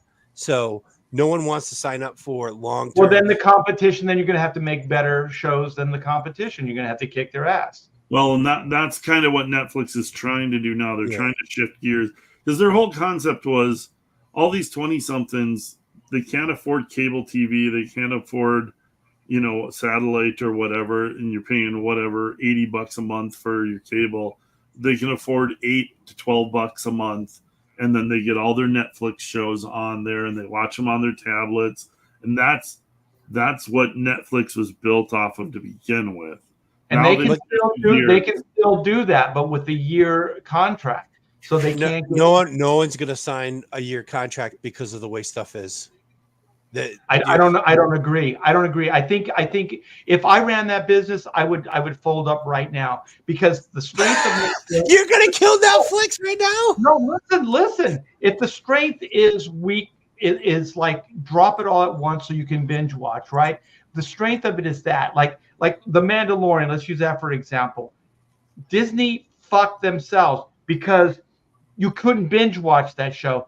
They did originally. They would drop several episodes or whatever, and you could kind of binge watch it. But then they learned, like what you guys are saying, people dropped out, right? They dropped out as soon as they watched the series. So then they started going every week. We're going to drop an episode every week. So then we can drag this out for months. And then the people are still paying that much money. They're still paying month to month for the same thing. But listen to me. I see you shaking your head. If you go every week, then you're just TV. Then there's nothing special about your business model. There's nothing unique about it. There's nothing. Then you're just TV. No, that's not true because TV, because you can still watch it whenever you want. You can watch Netflix whenever you want. No, that's what I'm saying. Netflix, you can watch it whenever you want. TV still, it shows. So there's that one caveat. As long as they don't pull it down, you can watch it whenever you want. As long as you pay your monthly fee. Well, Netflix, the thing is for the longest time, they had all the TV shows until all their channels with streaming came along. So they were able to keep everybody at $8 to $12 a month because there was always lots of stuff. There was Seinfeld and all the shit that's now on Paramount and Disney. No, but now they have the competition. So now you see all those TV shows jumping from one streaming channel to the next, to the next, to the next. So they don't know what to do. What they did is they filled it in with a bunch of foreign crap. And you know what it's like trying to filter through Netflix and all the foreign shit. No, God, just trying to find a show on Netflix. All I know is a business that sets up with a mission statement in a certain way and then has proved that it works and then tries to change that mission statement will almost always fail. Because the market changed, though. The market changed, so they're trying to adapt to the market. Like the thing is that they were the market. Like if they stayed true to what they were doing, you're just going under one conceit that people can't pay monthly. I'm saying they can pay monthly if you I didn't say that. I said you can pay monthly. You're saying sign up for a year, and I'm saying no one's going to sign up for a year anymore. Why not? They still pay monthly. It's no different. Because this is what you do is you lock into it for a year with that credit card, and then I just turn the credit card off because they go, oh, it's now September and Netflix. There hasn't been shit on Netflix that I wanted to watch in 2 months, so I just kill that credit card and ask for a new credit card. Well, those people are fucking assholes. Then that's what everyone does. I don't want a business model that's catering to assholes. I don't want that. Like for me, that's America. You're talking about. It's your America. It's not my America. No. It's America where the average American male makes $37,000 a year right now, and in 2 years he's only going to make $32,000 a year. So all of these companies have to adapt every 6 months, every quarter. They've got to change their business model because their market is making less and less money every year. Then why change? If you're making less money, why change? Well, they have to change because they still want to keep all those customers. Netflix, they know that their customer base is making less money. Make less every year, and I was going to kill myself to change what I was doing every year. What would be the fucking point of that? There'd be absolutely no point. They have stockholders because they have stockholders. I don't care. I'd go belly up. I'm not going to do this. That's just. Why would you keep pursuing a pointless endeavor? It makes no sense. I'm still here in comics. It's a pointless endeavor, but I'm still here. Netflix is still here because they still have billions and billions of dollars of stock that is worth something. So they'll keep going until someone finally sells out. And then the thing is all of these big corporations that have jumped on the streaming bandwagon, killing themselves. They're killing themselves, and they're not having the success that Netflix did initially. Netflix is still probably riding on the initial success that they had because they were massive. Yes. Like 8 years ago, Netflix was so massive that Disney and CBS, Comcast, whatever you want to call it, whatever these major corporations are, bent over backwards to copy their game plan and their model. That's how successful Netflix was. And then they all did it at once. They flooded the market. And they've lost billions. None of them were individually close to as successful as Netflix was. Netflix, by that time, like they saw that it was changing because of all of this. The market was changing. So they've adapted. They're probably never going to be as successful as they were, but their model is still successful enough, I think, that they can continue doing what they're doing. Netflix and Tubi are the only successful streaming platforms. Tubi's killing it. Like Tubi's my favorite channel. And I like Roku, but Tubi's got more content. And it's free. They've got ad revenue, you know, they've got advertisement. Like Tubi is really good. It's like what old cable channels kind of used to be, where you just get a bunch of stuff randomly, and like all of a sudden you'd find something that's like, oh shit, I remember this show, and then you just like find yourself watching it for 2 hours and you weren't planning on it. So yeah, it's weird. Well, my thing is like it flooded the market, but the reason why all this shit's tanking is because they don't have anything good to show. Well, that's where they're losing audience. You have to connect with people. There's lots of channels. Quality. Because one good show, I saw something in the chat, Cobra Kai, whatever. You can have one good show, and that could bring people in. But you have to create good content. But my thing is what made you unique and stood out? Like why in the hell do we have streaming if it's not going to be unique? If you cannot take advantage of the potential of the technology, then there's no point in it. If it's just for movies, I can go see movies, I can buy them, I can go to the theater, I can get cable, I can do all kinds of stuff for movies. But the one thing I thought that Netflix as a streaming company, or streaming companies as a business model, what they have is they have serialized stuff that you can binge watch. You can't do that on TV. You can't do that at the movie theaters. You can't do that anywhere else except for this place. And I always thought, if you're going to succeed in the marketplace, you have to have something that stands out, that's original, right? I understand changing with the times. I understand that. But every time McDonald's tries to do something, pizza or whatever, it fails, right? So they stay with what works. Like you keep inexpensive food and fast. As soon as you vary from that mission statement, you're going to fail, which is what they're doing right now. They're upping their costs on everything. Their stock's going down. I know the economy isn't great right now, but we shouldn't bring that in because that's affecting everything. You can't just go, well, the reason Netflix isn't doing well or whoever isn't doing well right now is because of the economy. Every one of these businesses is. So you're still competitive within the marketplace, but you have to out-create the competition. You have to make something better, and it has to be different than anybody else, right? Disney fucked up because, like with Mandalorian, they stopped letting you binge.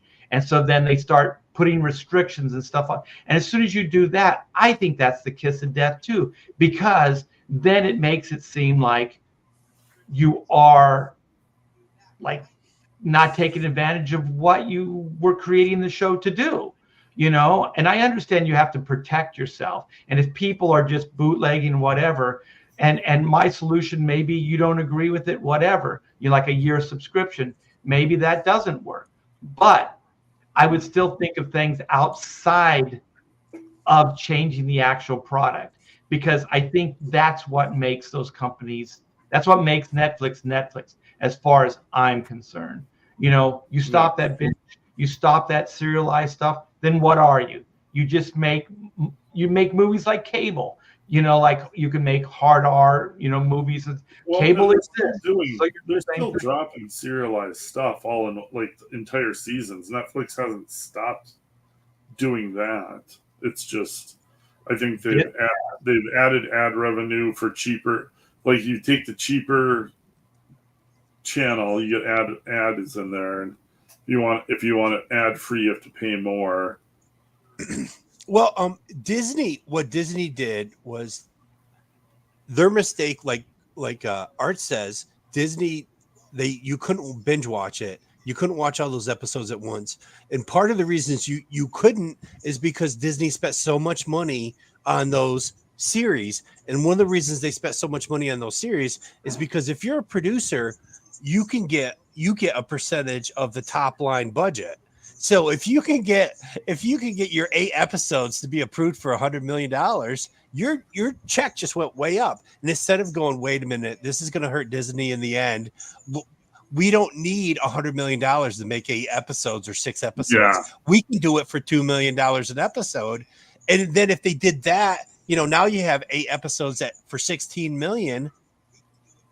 And then Disney could have dumped them all out at the same time, and we could have sat and watched all the Mandalorian in a sitting or within the weekend, or whatever. Disney dumped so much money into Disney Plus, trying to catch up with Netflix, and didn't get the payoff that they were expecting. No. They expected to they thought they could just drop a bunch of money, and then that was going to make people think it was quality. And the thing is, the money it only goes so far. I mean, you still have to have good writing, you have to have good acting, you have to have all those elements there. And they just never did. All that Marvel stuff, as far as I'm concerned, that they dropped on Disney Plus is shit. Yeah. All of it. The only thing that had some kind of potential was WandaVision, and that's early on. About midway towards the end, I thought it was just cliche after cliche. Yeah, I know what you're saying, Rob, but I mean, for that format, I thought it was unique. You couldn't get people in the theater with that, but you could, as a Netflix show or like a Disney type show, you could attract an audience with something like that. But then it just became just the most cliche, like, Marvel crap that you could imagine towards the middle end. I'm not the typical streamer, and I admit that, because I have my finger on the fast forward. So like with WandaVision, my wife and I looked at each other after that first episode and was like, what is this shit? This boring, slow shit. So when I watch a streaming show by myself, I usually don't watch more than 2 or 3 episodes at once, but I also will fast forward. I'll be like, oh, feelings, fast forward. Oh, feelings again. Like, I know you can now recognize with Netflix and all those other companies where nothing's going to happen and it's not moving the story forward. So I can just, I can fast forward. It was moving the story forward, just not in the way that you liked. But I have to admit that first episode was like hard to get through. They could have made those first 3 episodes one episode, and it would have been entertaining. Like the second was kind of repetitive of the first, but that's the problem with a lot of the Disney type of serialized like Netflix stuff, is because it's like Michael Bendis is writing it. It's like every episode is like almost like the same one before, and so on and so forth. Even Mandalorian and stuff like that. So you get what I was talking about. You get very little payoff, and you get very little forward momentum. And then sometimes it ends unsatisfactory. Like you felt like you didn't get anything, out of the hour or 45 minutes that you were watching it. But that's all content. That's creative, and they did it to themselves. As far as I'm concerned. Disney did it to themselves. I don't have a Netflix subscription anymore, so I don't watch that. But we should get real quick into this San Diego or Comic-Con leaving San Diego. That was a good little detour there, and it's just content. You just got to give people what they want. But just to recap, TV exists, movies exist. Cable exists, all those things exist. The only thing that Netflix so streaming could do is that they can actually have streaming shows that aren't any of those things. So that's always what I thought was the original aspect. That, and you can get it on your computer. Like the format is different. But theaters are going away. I'm gonna miss Well, them. all of that. I mean, everybody's, just like comic books, everybody's looking for, the next place to get your entertainment. But at the same time, you got to create good entertainment, for people to be, to be loyal to. But let me go to this Forbes article. I thought it was pretty interesting. I don't know if you guys have ever done the San Diego Comic-Con, at least recently. I've been a few times. What was the last, or when was the first con that you went to, Clint, and when was the last one? Oh gosh, my first one would have been like 98-ish, 97-ish. And then, gosh, my last one. The hell was... Oh, my last one was probably like 8 years ago or something. I haven't gone recently. I think I'm not sure if the last one I was doing American's Greatest Hero. Well, the cool thing about that is you remember what it was like when it was more comic book focused. Yeah. And you know what it was like when Hollywood came in. Oh, yeah. Like, I kind of crossed, like, yeah, I was crossed over that thing. Like, 97, 98 when I went, it was still comics. And then I remember, like, the line of Twilighters, like, when the Twilight movies came out and when Hall H became a thing. And then the MCU coming and all of that stuff. Yeah, I was there for a lot of that. Yeah. How about you, Rob? I went to Comic-Con in San Diego in 2003. That was when you could still get a plane ticket for, like last minute. Hey, let's check out plane tickets for next weekend. And they would be cheap. And same with the motel. I got a motel maybe 10 miles from Tijuana or something, like for $40 a night, and I had this like tiny little shit Metro Geo or something rental car. So I did that on the cheap, and then Crushin was still alive. So that's everybody at Crushin was there for 2003 Comic-Con. So yeah, 2003 was when Hollywood first kind of started rearing their ugly head, right? Like, yeah, that seems about right. But I had a good Comic-Con because I went on the cheap, and I actually asked if there was any cancellations in Artist Alley, and I even got a table. So I hung out at a table for a couple of days. What'd you say, 2008? I think 2003. So only time I ever went. I only went once to Comic-Con. Yeah, so you got in, I think, and then 2008, was that you, Clint? So those are good. Last time. Yeah, those are 2008. I think is still, it was still probably good. It was still reasonable and wasn't Twilight though. But what? It was the Twilight one, right, Clint? It could have been.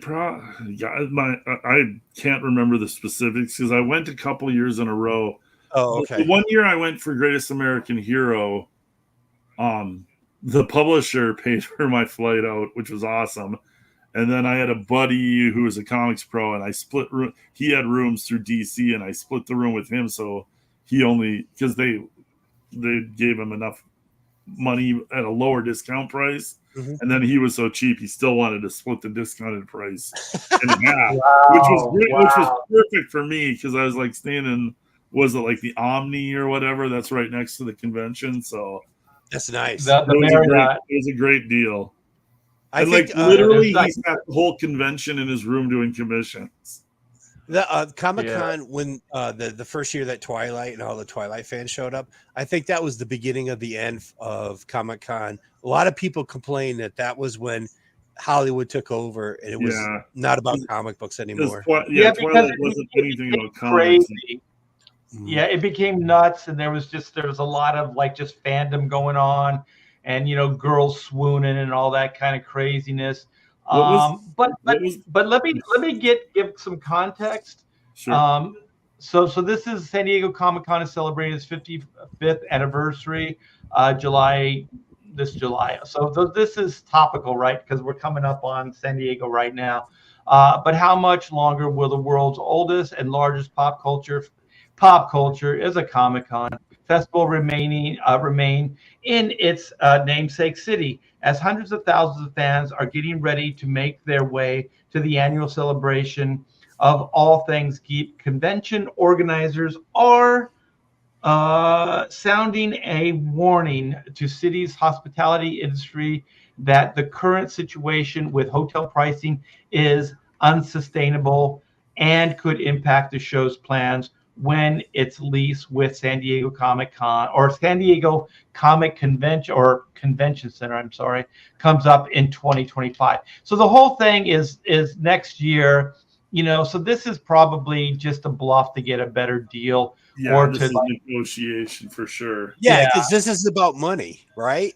The convention, exactly. the con wants more money because the hotels are making $400, $500, $600 a night. Yeah, the hotels are sucking the money out of the customers before they even walk into the convention center. Yeah, yeah. So it says we would never want to leave, but if push comes to shove and it became untenable for us. I remember when that place wasn't run by us; it was run by comic book fans.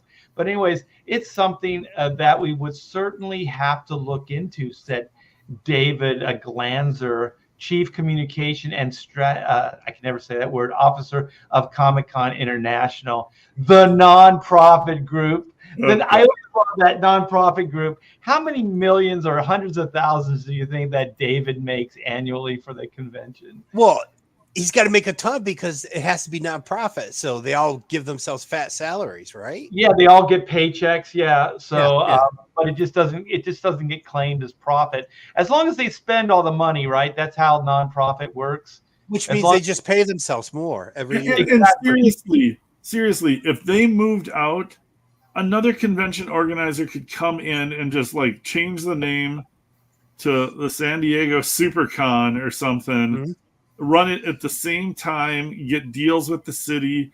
Like literally, there's nothing special about the people running that show other than that they've been doing it and they've got everything established. But there's plenty of con organizers that could come in and swoop it. Like this little threat like has no teeth to it whatsoever. But Clint, right, if exactly. Comic-Con moved to Vegas, would you go? Well, let's not go there yet. I would go if it moved to Vegas. Oh yeah, but the thing I want to do a Vegas con. You guys let me know when you want to go, and I'll meet you there. And we will have a great time, and we'll probably barely be at the convention. We won't remember there are Vegas shows now that you could go to, but exactly. But anyway, the thing is, this convention was not built by David Glanzer. No, this convention was not built by any of these people that are running it now. They just swooped in and just seized control. I guarantee you they didn't even pay for it. They just came in, because I remember when some of this stuff was happening, and they just kind of came in, and they were Hollywood people. They just came in and bullied everybody. And then they wowed them with all these big booths and giving away all this stuff, getting all these celebrities and everything in there. And then every year they just lost a little bit more ground. I remember when David Glanzer and his ilk were talking about taking out Artist Alley because it was choice real estate right next to Hall H. Like what the fuck? I remember the people that were, older that put comic or the San Diego Comic Convention on the map. They said, without Artist Alley, we don't really have the San Diego Comic-Con, and these people didn't even understand that. They just understood it was real estate and we could get some Hollywood people in there. These people just basically destroyed the convention. It's not even about comics now. All the comic book related stuff has basically left there. We've talked about on Pontificators, all the real big collectors, art collectors, bookstores, all those, they've all left the stuff. We could talk about pricing. Like the pricing for these hotels is like, it's now $275 to $335 a night. And some of those hotels were going for like $50 a night, stuff like that. Non-conventions, season. So they call it the hotel apocalypse. Like, and then this guy's acting like he cares. Glanzer said some hotels have been making fewer and fewer rooms available in blocks, knowing they can charge top dollar in open market rates for non-block rooms during Comic-Con weekends at some of the bigger hotels can go for 2 to 3 times the ordinary high season rate. And even smaller hotels like Airbnbs in the area charge significantly more to take advantage of peak demand. Now the opportunist, who's calling who? Opportunist behavior is threatening to kill the golden goose that brings hundreds of thousands of visitors and hundreds of millions of dollars to the city in a single week. All right, I'm going to come back to you guys. Let's try to, like, before we go, like, what they can do or what other conventions can do. Let's talk about, like, what they did. Like, Hollywood came in there. Clint, you got enough perspective. You remember what it was like when it was more of a Comic-Con, and now it was more of like just Hollywood. It was like what are those? What was that called? Popping into my head is it's gentrification, because it was a low budget regular Comic-Con. It was one of the bigger ones, but it was comic fans, comic creators. It was like you go to a comic book convention, it's not screaming money. Like, people are making money, but it's not like, big. And Hollywood, it's not limos. Yeah, but once the superhero movies hit, once the sci-fi genre realized that San Diego could be a launching point for a big opening weekend for your movie, and Hollywood looked at this little rinky-dink Comic-Con as like, oh, we can spend money in here, and like our movie's going to be a big hit because of the hype from it. And like, it's close. Yeah. And Hollywood money, and Hollywood money is worlds different than comic book money.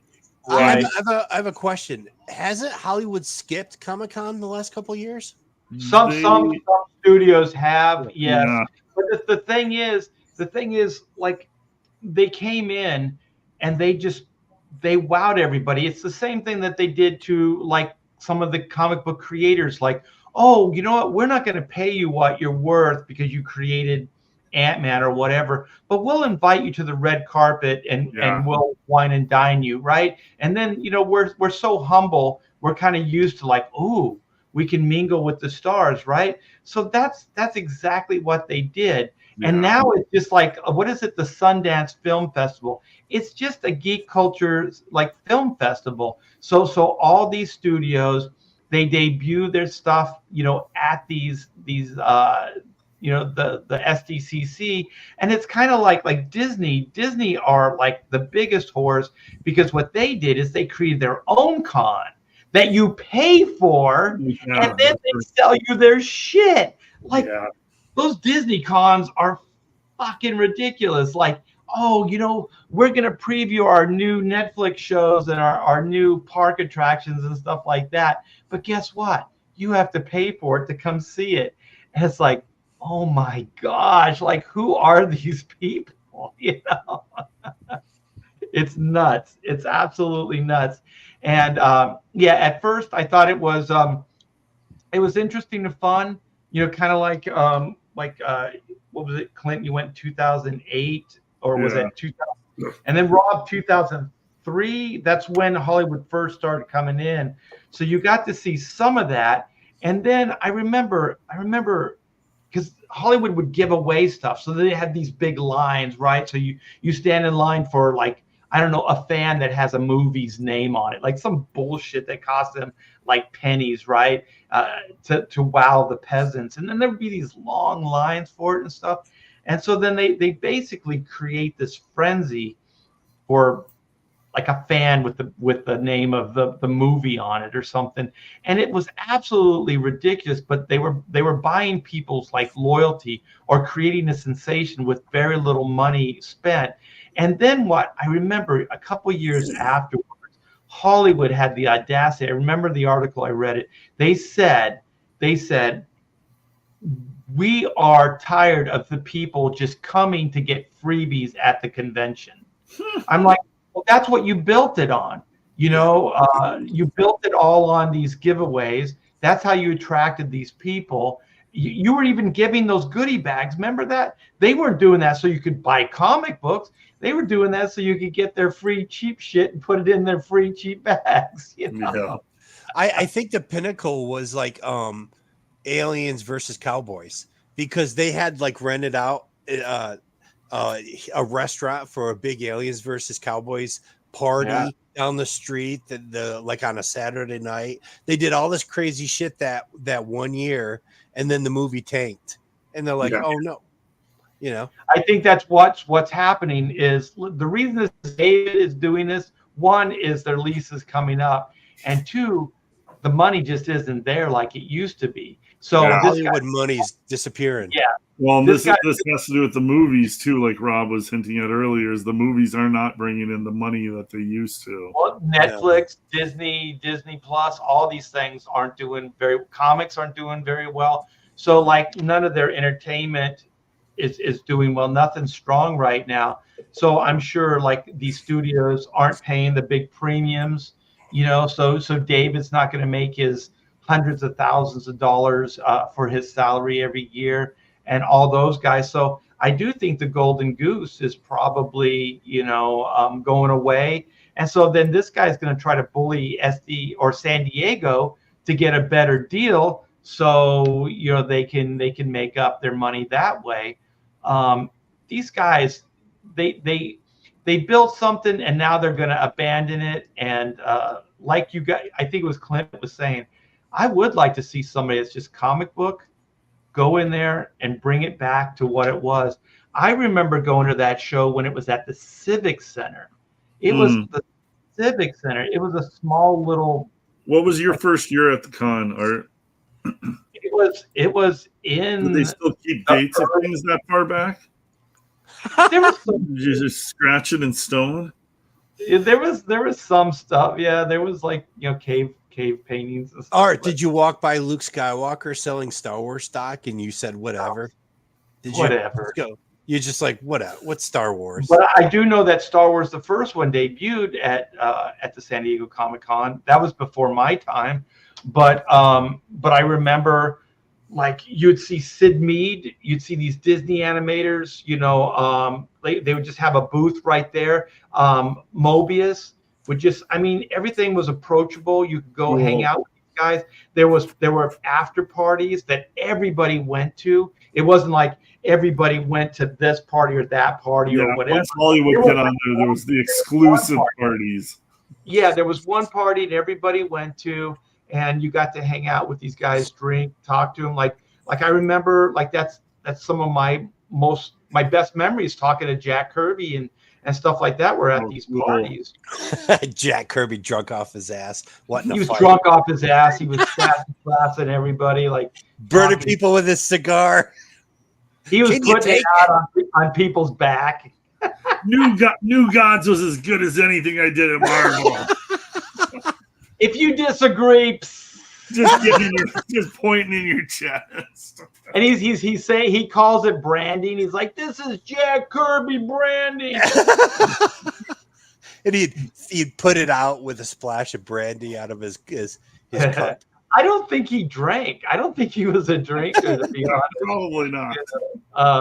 But anyway, they were a lot better. You know, you talked about comic books and it was great. And then, like, I remember, you know, they would have, I forget the bookstore. They like, not Stuart Ing, that's like new, but they had like this huge bookstore that sold just every like art book that you could imagine. All the European stuff was there, everything. It was like a big aisle, you know. Mile High Comics was there, so you could get all your vintage comics. They're not there anymore. Just like great convention. And then when Hollywood first came in there, it was interesting. It was fun, you know. But then they just took celebrities. You'd see celebrities everywhere. It was crazy. Well, the thing is, like they were also like, you can't stand here. Like if you were like, you know, standing, you know, I don't know, waiting to go to the bathroom, they go, you can't stand here. Keep this aisle open. And there was all kinds of just CES, you couldn't get food. It was just a zoo. So, you would wait in line for hours. And if you're working Artist Alley, you don't have hours to get food, so usually you would go all day without eating, it was just bad. It was a bad scene for artists, and so to me, that convention could go away, and I wouldn't. So let's talk about like where else they could move it. Like if this David, got uppity. I know Rob had said something about, Vegas. Yeah. And the thing is though, I don't think it'll be this. It won't be nearly as big.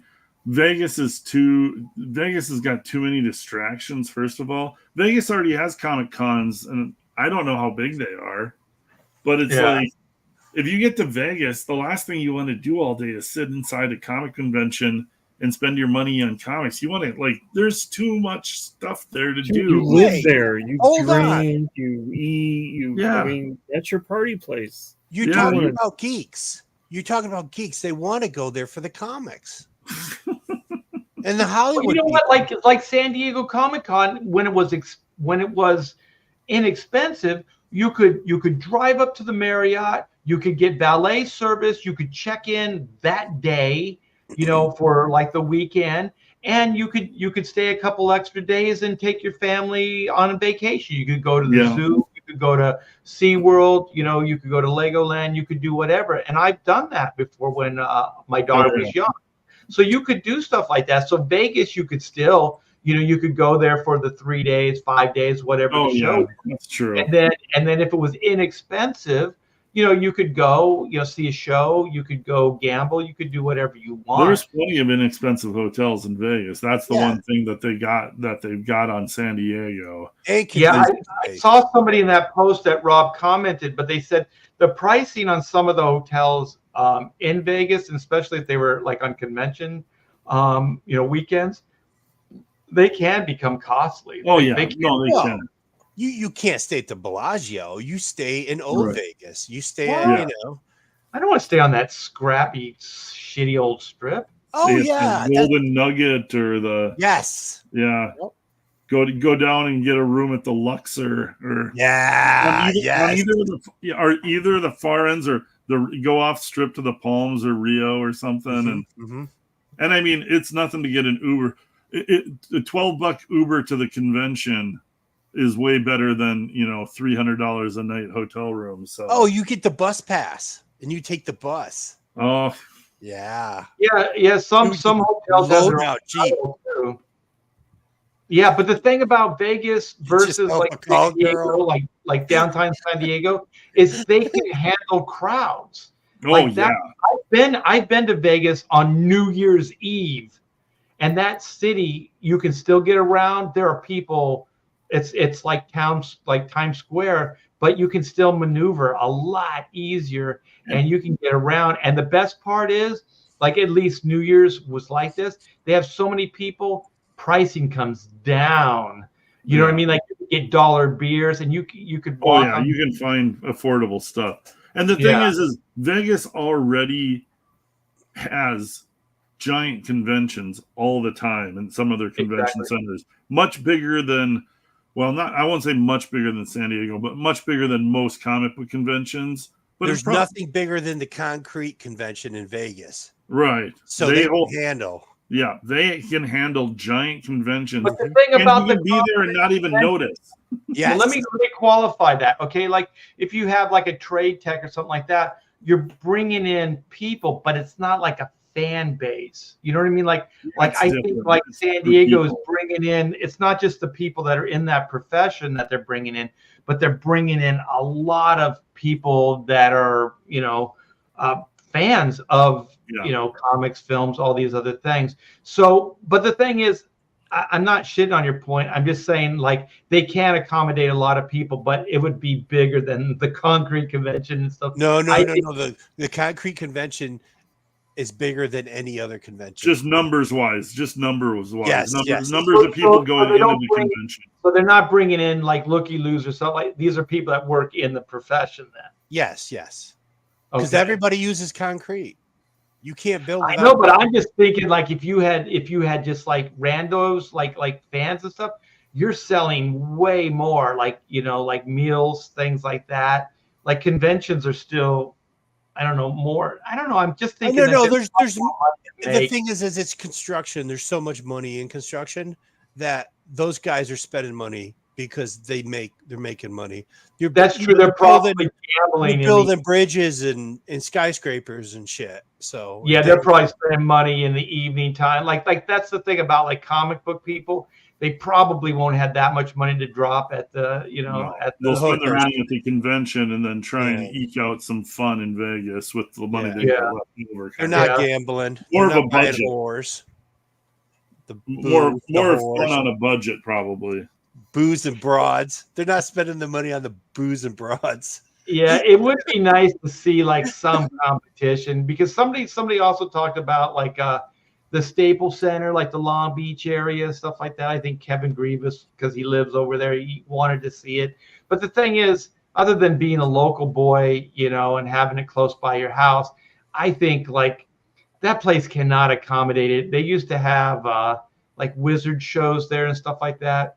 Like a lot of those businesses are closed. You got to walk pretty damn far for stuff, and parking is a nightmare. We've tried multiple conventions kind of in the LA area, and none of them have really caught on. So, I mean, I think it would have worked already if it was going to work. Yeah. What I think would be good is like if you put like someplace middle America, because I heard people talking about Texas, like this area, like someplace in the middle, so then you could get the East Coasters and the West Coasters, and they could all kind of meet in the middle. Hollywood wouldn't dig that, because like I think Rob was saying, like Hollywood loves it because San Diego is just down the road, for them.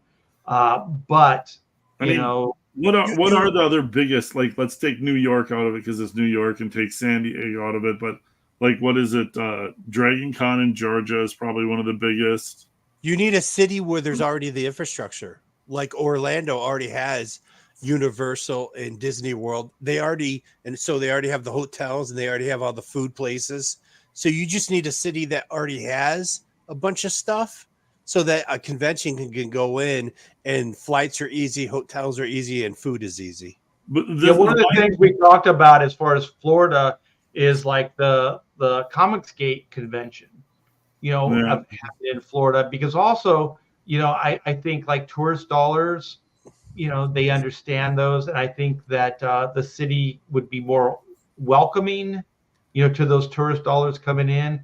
And like you said, Rob, there's an infrastructure, especially more towards like Universal, right? Like that area where SeaWorld and all that is. There's also a train, the new train, right, that takes you from the airport right into that area. So if you were flying in, you could take a train right to that area. Oh, I don't know about that. I've only flown out of Orlando Airport. Yeah, I think they just built because Universal's building that new Epic Universe. So I think there's also this new infrastructure that's going in with the trains. I think Disney opted out because they're a bunch of control freaks.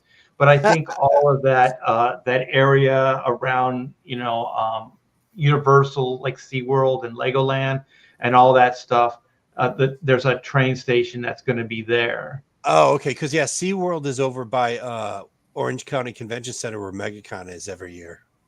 Okay. So that's all Universal. Yeah, that's all the same. That could work. Trip. Yeah. So, I mean, MegaCon's already there then, doing their thing, right? And that's a pretty big convention every year. Yeah, I was there for one day this year, and I was surprised how much larger they set it up. Like they really have set up MegaCon now to be a herd the people.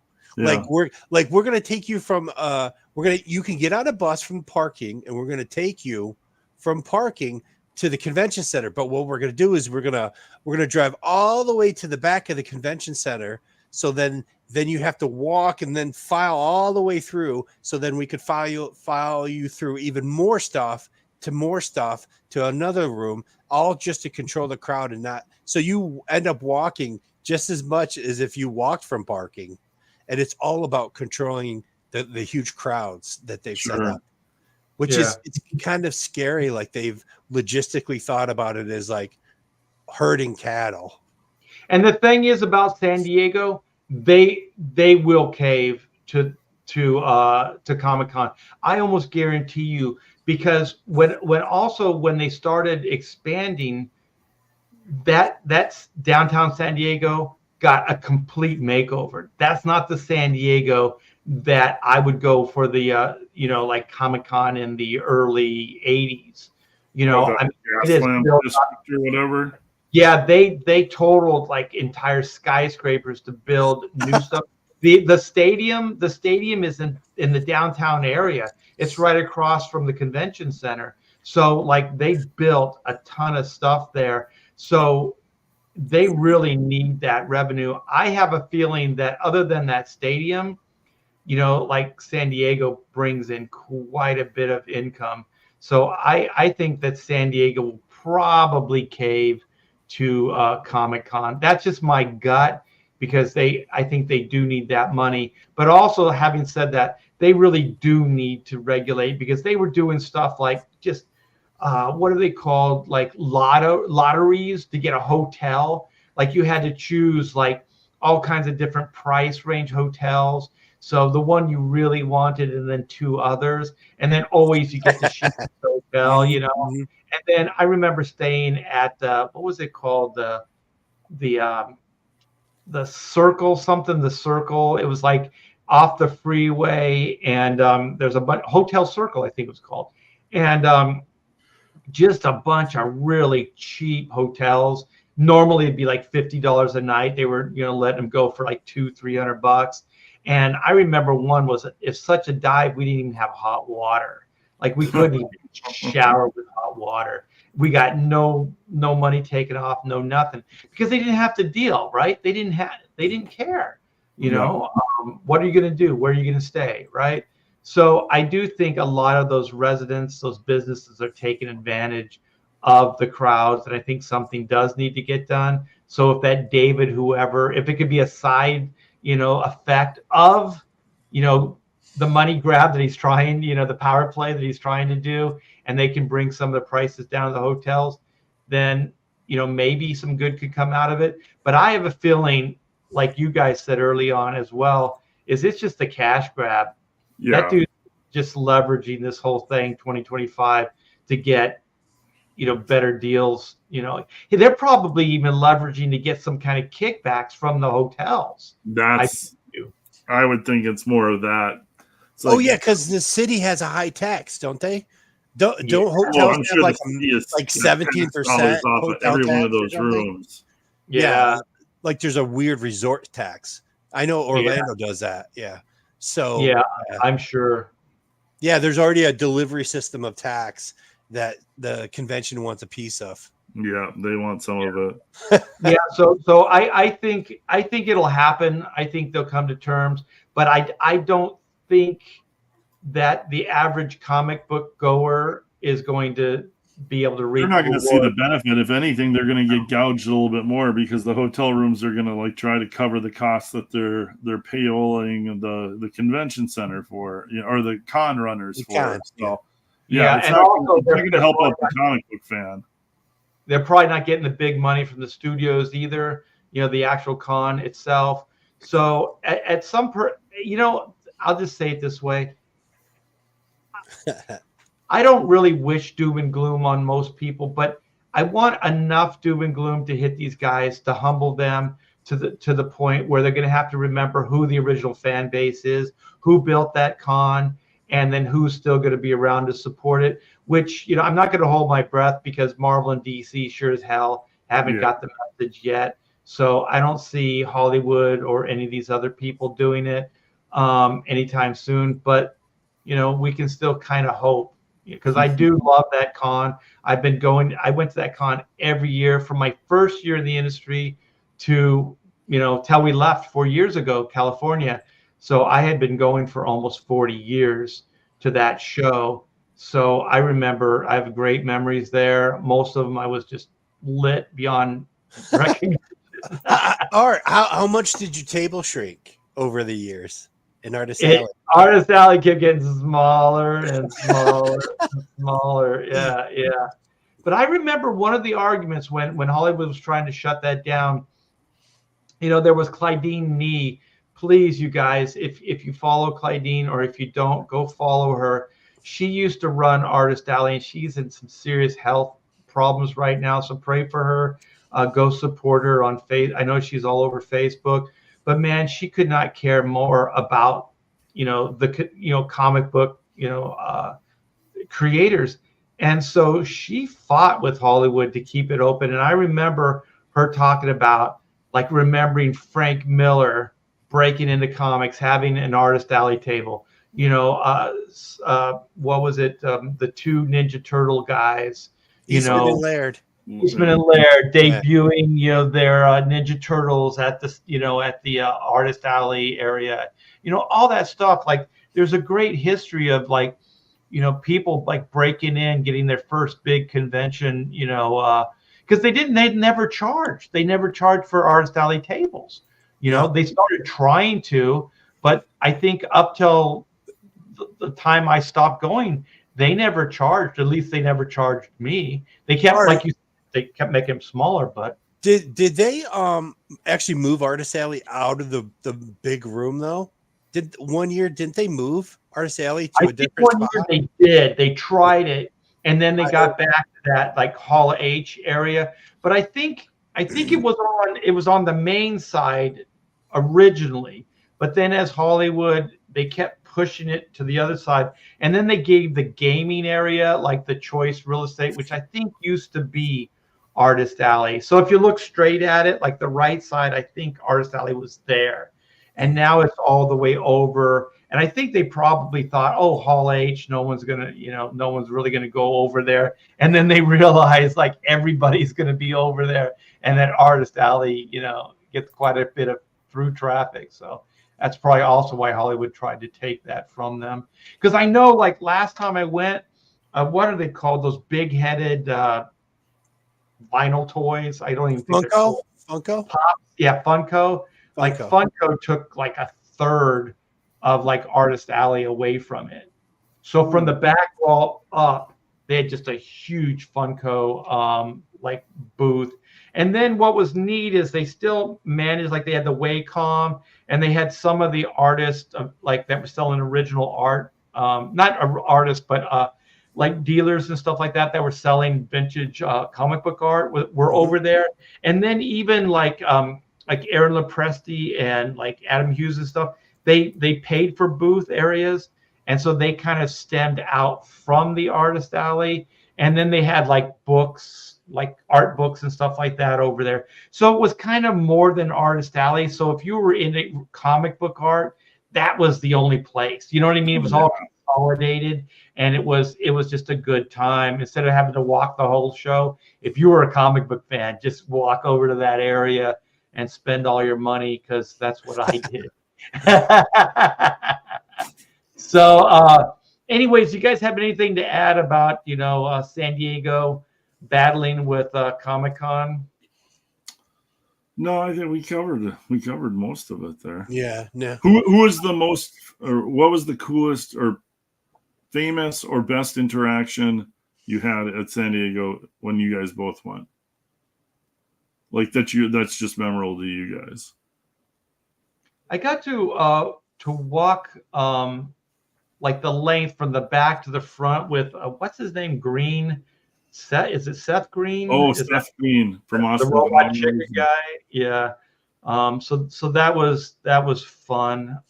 Did you talk to him then when you guys were walking through? Yeah, we just walked together, and a lot of those guys were real cool, like Jon Favreau. That's kind of the thing about San Diego is you'll get celebrities, but then you realize they're just fans too, and they're unless they have to get somewhere or something, if they're just strolling around, they're usually pretty cool. Because I did kind of the same thing with Nathan Fillion, and this was right after Firefly got canceled, and then height of his geek fame. Yeah, and Joss Whedon put him in as the bad guy, the bad preacher in the last season of Buffy. And so I was telling him, like me and my wife think you're great on Buffy, but you could just tell he was just so bummed that Firefly had gotten canceled, and he was still not over it. But super, super nice guy, and got to talk to him for a good long chunk. He was like really cool. So yeah, stuff like that is kind of fun about San Diego. And Jon Favreau's the real deal. You know, like he was in the booth, like hanging out with Bill Stout. You know, if you guys don't know Bill Stout, just like a major designer, like Hollywood designer, and he wrote and drew probably the best dinosaur book. Like it was the comic book. Cadillac Dinosaurs, right? No, did he do that? That was Schultz. But I bet you that guy was looking at those illustrations. Yeah. Yeah, Bill Stout. I think he did all the design work for like that original Conan movie. I think that was one of his claim to fame, because like little known fact, like was it Bernie Wrightson did a lot of like Hollywood design stuff early on as well. So they were using comic book people. And so, yeah, Jon Favreau is just in there picking his brain, just talking comic book stuff. So, yeah, some of those guys are legit, you know, comic book fans. And you can tell because they're just out there talking. Oh, yeah. They're and there's no attitude. It's just like, yeah, they're kind of they're just like you, except that they're on the shows you watch. Yeah. And that's one of the good things about like Artist Alley. If you can kind of get the outside aisle like tables, because sometimes you'll get people like that that'll just kind of walk up to you and start talking to you. If you're like, what they did is they started like the end of the aisle you couldn't get out, so it was up against a wall. It couldn't have been fire friend, you know, like it had to have been breaking codes, but there was no way out, so it was kind of a one way in, one way out. So if you had one of those tables against that wall, nobody knew where you were. You know, you just disappeared, you know. But one year, what's his name? Billy Martin. He's the guitar player for Good Charlotte. Like he was sitting next to me. He's a comic book artist. Like he publishes books and stuff like that. Oh, cool. And yeah, he was there, and I made good friends with him. And we just hung out the whole show. His family was there. So it's a really good show. There's a lot of big craziness that's happening, but you can still find pockets, you know, you can still find some of the stuff that was the old San Diego Con, you know. But I remember like one of my first San Diego, when it was at the Civic Center, you know, we were sitting in Artist Alley, and there was Jim Lee, Kevin McGuire, Wilson Scott, Will Spataccio, and Scott Williams, and just a bunch of like really cool guys. And I remember just saying, hey, you know, you guys want to party after the show? And so we just set up a party. And so like Steve Oliff came over, you know, he's the colorist that basically pioneered digital coloring, like with Spawn and Akira. So he came over, what's his name, Stan Walk, who was working with Alan Moore on Swamp Thing at the time.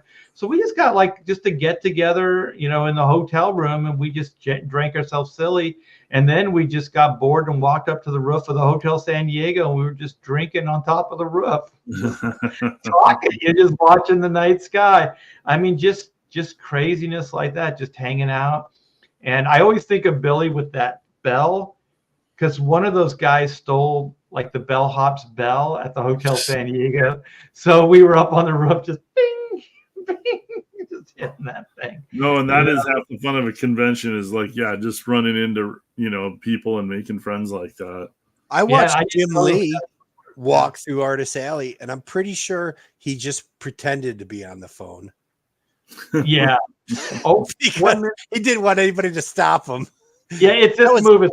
It's like, yeah. And I sat next to a Playboy chick. Oh, that was it. Yeah. But I never saw anybody famous. You know, that must have been really hard for you to sit next to a Playboy. It was actually kind of funny because she kept talking to me, and she kept pushing her calendar and tilting it like I was gonna buy it. And I'm like looking at it going, I'm a comic book artist. I'm selling my pages. Yeah, I'm not here to buy. There's no way I'm going to spend $20 on your calendar. You can talk to me all you want, but are you crazy? Yeah, that's the thing about some of those people. They just don't know the audience. Right, you know? exactly. So they treat everybody like they're like their best friend. Like, oh yeah, you're a customer. You know, you're a horny guy. You'll pay for this. Yeah. Nope. I'm here to make money, not spend it. Yeah. Yes. I hate those those things that aren't related to comics at all. And some of these people like try to loosely tie it into comics somehow. You know, it's a TV show. Or one year, I think it was Pan Am, the air I guess carriers, yeah.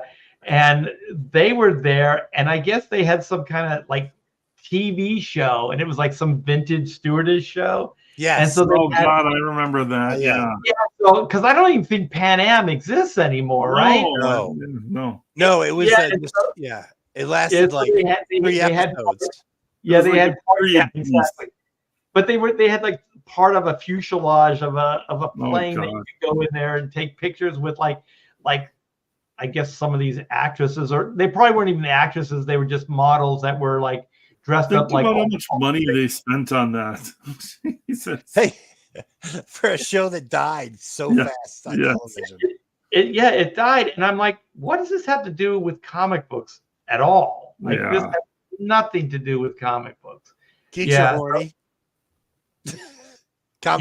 Horny. Well, once Hall H got going, they would have TV shows in there just that were on TV that had nothing to do with the comic book convention, and you're like, well, there's a bunch of people here. We're gonna like show our TV show, and it's like, And then the thing about like Hall H, which was like they needed more than one of these halls because people would wait in line to go see their like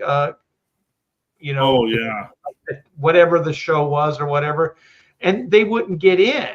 Yeah. So they would stay in line and then just go into the next Hall H, show. And that's why that line it never goes down, because people are just basically waiting in line for 24 hours.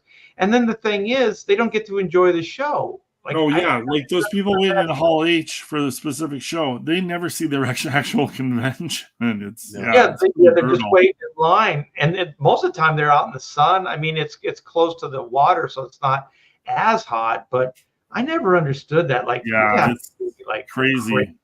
Well, I think San Diego Comic-Con and Hall H, they have jumped the shark because Fall Guy the movie referenced, this movie's going to have a trailer at Hall H. Right. Oh. Yeah. So when a movie is referencing that, you're like, oh no, it's peak. It's the peak. There's no way it's gonna. They clearly don't understand it. Yeah. When I saw that, I was like, this is pandering in a way that doesn't make any sense. And anybody that's a fan clearly knows what you're doing, and that this is also just. It's not going to get you anywhere. You know what I mean? Like, no one's going to go, the Fall Guy, San Diego Comic-Con, like as a backdrop. It's just ridiculous. It was just a pop culture reference because they were in the Fall Guy. They were making a sci-fi movie. In the movie, here's the sci-fi movie, and this sci-fi movie is going to be such a big deal that it's going to be a Hall H trailer, and you're like trying too hard. Yeah. It was just like, wait. You're making a movie and you're referencing Hall H for a made-up movie because it's pop culture. Yeah, it was very meta.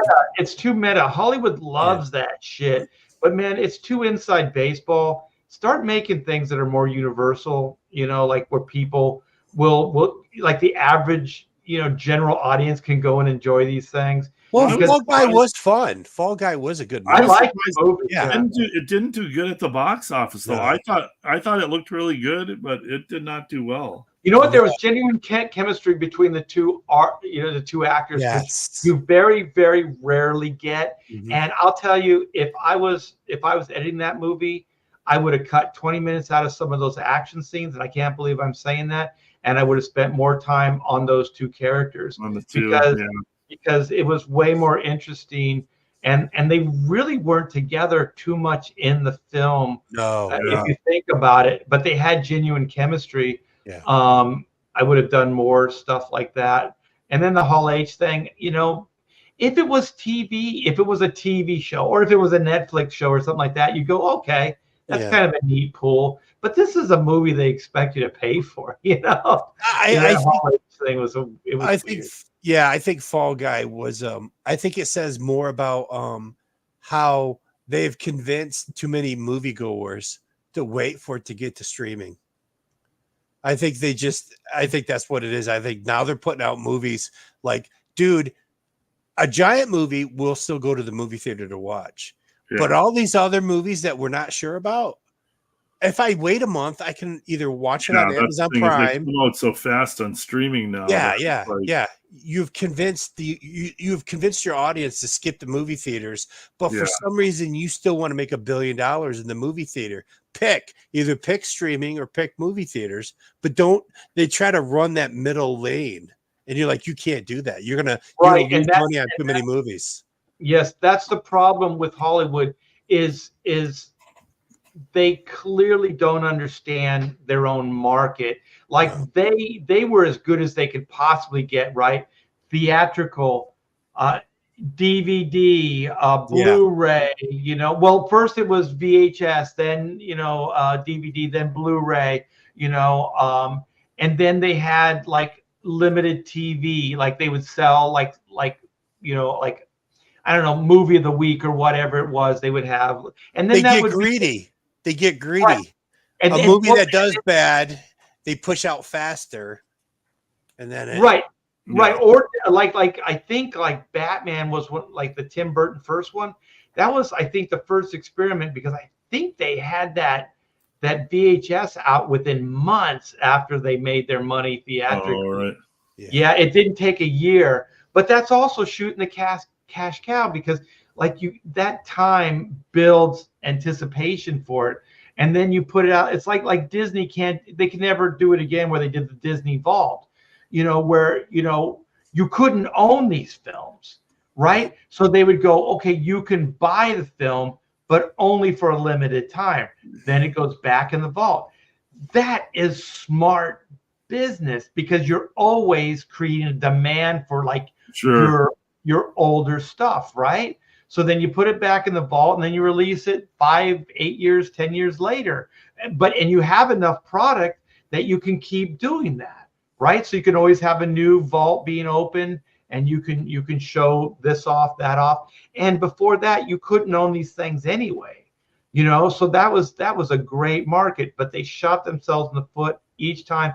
And I do think, like when you start hearing back on the streaming stuff, is they're basically aping cable. That's what they're turning these streaming things into, where it's like there's going to be limited commercials, or you have to pay more for the premium, without commercials, and all this stuff. And it's just going to be streaming through, not streaming, but it's just going to be cable through your computer. The only difference is that you can only get it through the computer.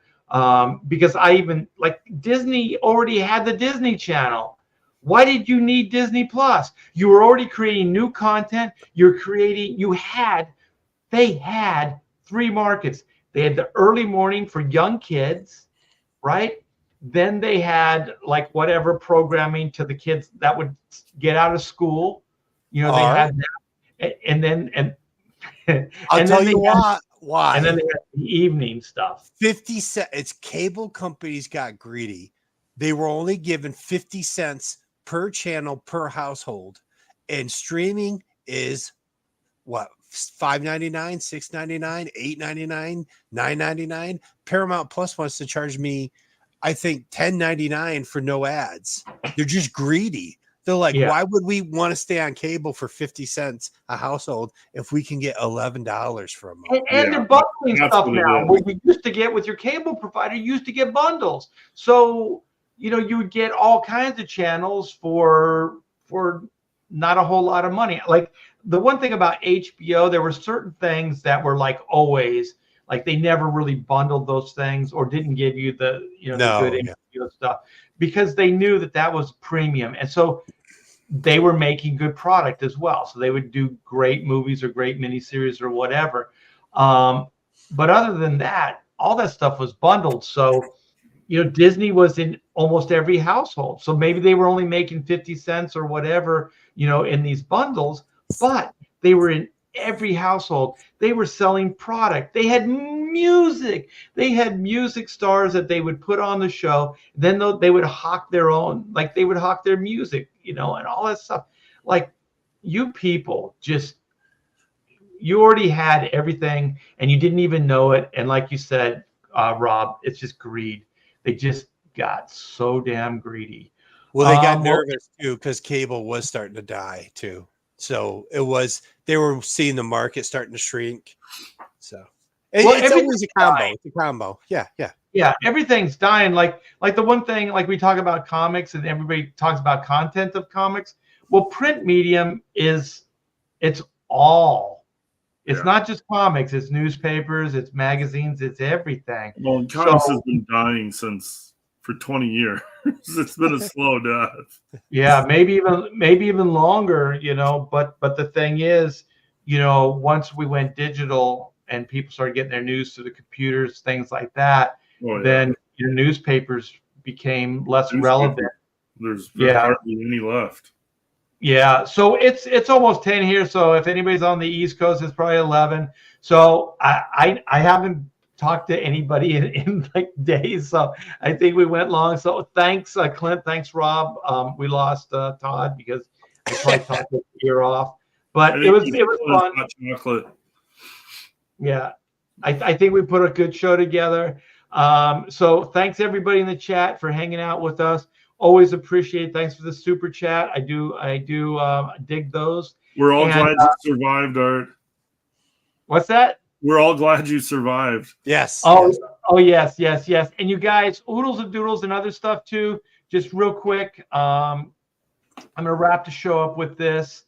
We got a couple backers during the live stream, so I do appreciate that. So we are closing in. Am I sharing this? I hope I am. Yeah. It's up. Oodles and doodles and other stuff too. We are at 9,605. We are closing in on that 9K. We're a little over a week into this campaign, 66 backers. I appreciate each and every one of you for backing and supporting this campaign. I would not be here if it wasn't for you guys. So I do appreciate it. The link is in the description. Let me see. I should be dropping some of this stuff in to the stream. Our mods are they're probably in bed. Can I tell everybody? I finished the colors on Death Raider. Oh, so sweet! Yeah, give us an update. Yeah, so I finished the coloring on Death Raider, and now I'm learning how to letter. So as soon as I get that tightened up, I will be lettering, and then it goes to printer. So, what book are you reading for lettering, Rob? I don't have it here in front of me, and I'm really bad with names. Yeah. So I don't know. It's just one you found online and you ordered it? Yes, exactly. Okay. Yeah. Maybe Tom something. I think it has a foreword by Orzowski or Chowski or something. No, okay. I think I know which one you're talking about. Yeah. Or the Kowski. Oh, yeah. It has a foreword by him, so it's probably one of his assistants who became a letterer. So what program are you going to use with it? I don't know, because I do have Clip Studio and I have a bootleg version of Adobe Illustrator. Yeah. So I would rather use Clip Studio because I own Clip Studio. I use Illustrator, but Clip Studio is a little bit more straightforward. But I learned on Illustrator, so that's what I use. Illustrator is a little bit more complicated. You got to use like keystrokes and stuff, but it works really good. I think Clip Studio for a beginner is probably the easiest one. It probably just because I'll mess with both, and it'll just depend on what the book reference. Yeah, if the book references Illustrator. I don't think the book references Clip Studios because that's relatively new. It's going to reference Illustrator, I think. You'll figure it out. I will. Yep. And if I don't, it's going to be a G.I. Joe silent. And if you have questions, ask me because I'm letter all my books. So I just won't letter it. It'll just be a silent issue. There you go. G.I. Joe silent issue. Exactly. People will be like, "What the fuck?" No, it'll be lettered. It'll be because I actually there's places where I do want to do sound effects plus captions, and I have to explain a bunch of shit. So it will be lettered to everyone. I'm trying to get your. Let's see. Is it showing up? Yeah, there it is. No, Death Raider's up. So you guys click that link. It's still in demand. Go get Rob's book. He is finishing it up now. The book looks fantastic. So go buy, get that book. And I liked it so much. I'm gonna post this twice. Let me see. Oh, there it is again. Sweet. There it is again. So Clint, what's your next project? Well, and I should have had the link ready for you. Slave Girl versus Pirate Queen is in demand, so you can still get it. It is in demand. Oh, I didn't know that. Yeah, no, and that's why I'm seeing it right now. And I'll have the link for next show. It's not a big deal. I didn't prep anything. Right now I'm shipping out Maidens of Mayhem. I've got about almost half of the books already shipped out. I've got a few pages to finish on Slave Girl versus Pirate Queen. Hope to be having that to the printer probably end of summer-ish, beginning of fall. And then the fall is going to be the new Blue Bombshell book. So that'll be the next thing. Blue Bombshell has been my most successful character. That's the biggest probably books that I've done. I built up a bunch of storylines with the Maidens of Mayhem backup stories for Blue Bombshell. So Blue Bombshell is going to be the big thing in the fall once I get book shipped and Pirate Queen versus Slave Girl off to the printer and ready to ship that out. Then it'll be Blue Bombshell. Is the tromboner going to have a guest spot? The tromboner usually makes a surprise appearance. Catching Blue Bombshell from surprise. I have some new characters. I got Super Tits, who is her new arch enemy. Thundercock, who was bitten by a radioactive rooster, given the superpowers of a cock. He is. Wait a minute, that he was on one of your covers already. Yes, right? yes, he was. Yep. So all these are just the intros that I did during Maidens of Mayhem. So a lot of these characters are going to show up in the new Blue Bombshell in the full storyline. Space Pimp might make an appearance. He's always trying to get Blue Bombshell to join his intergalactic brothel. Does he have the 0G bitch slap? He probably does.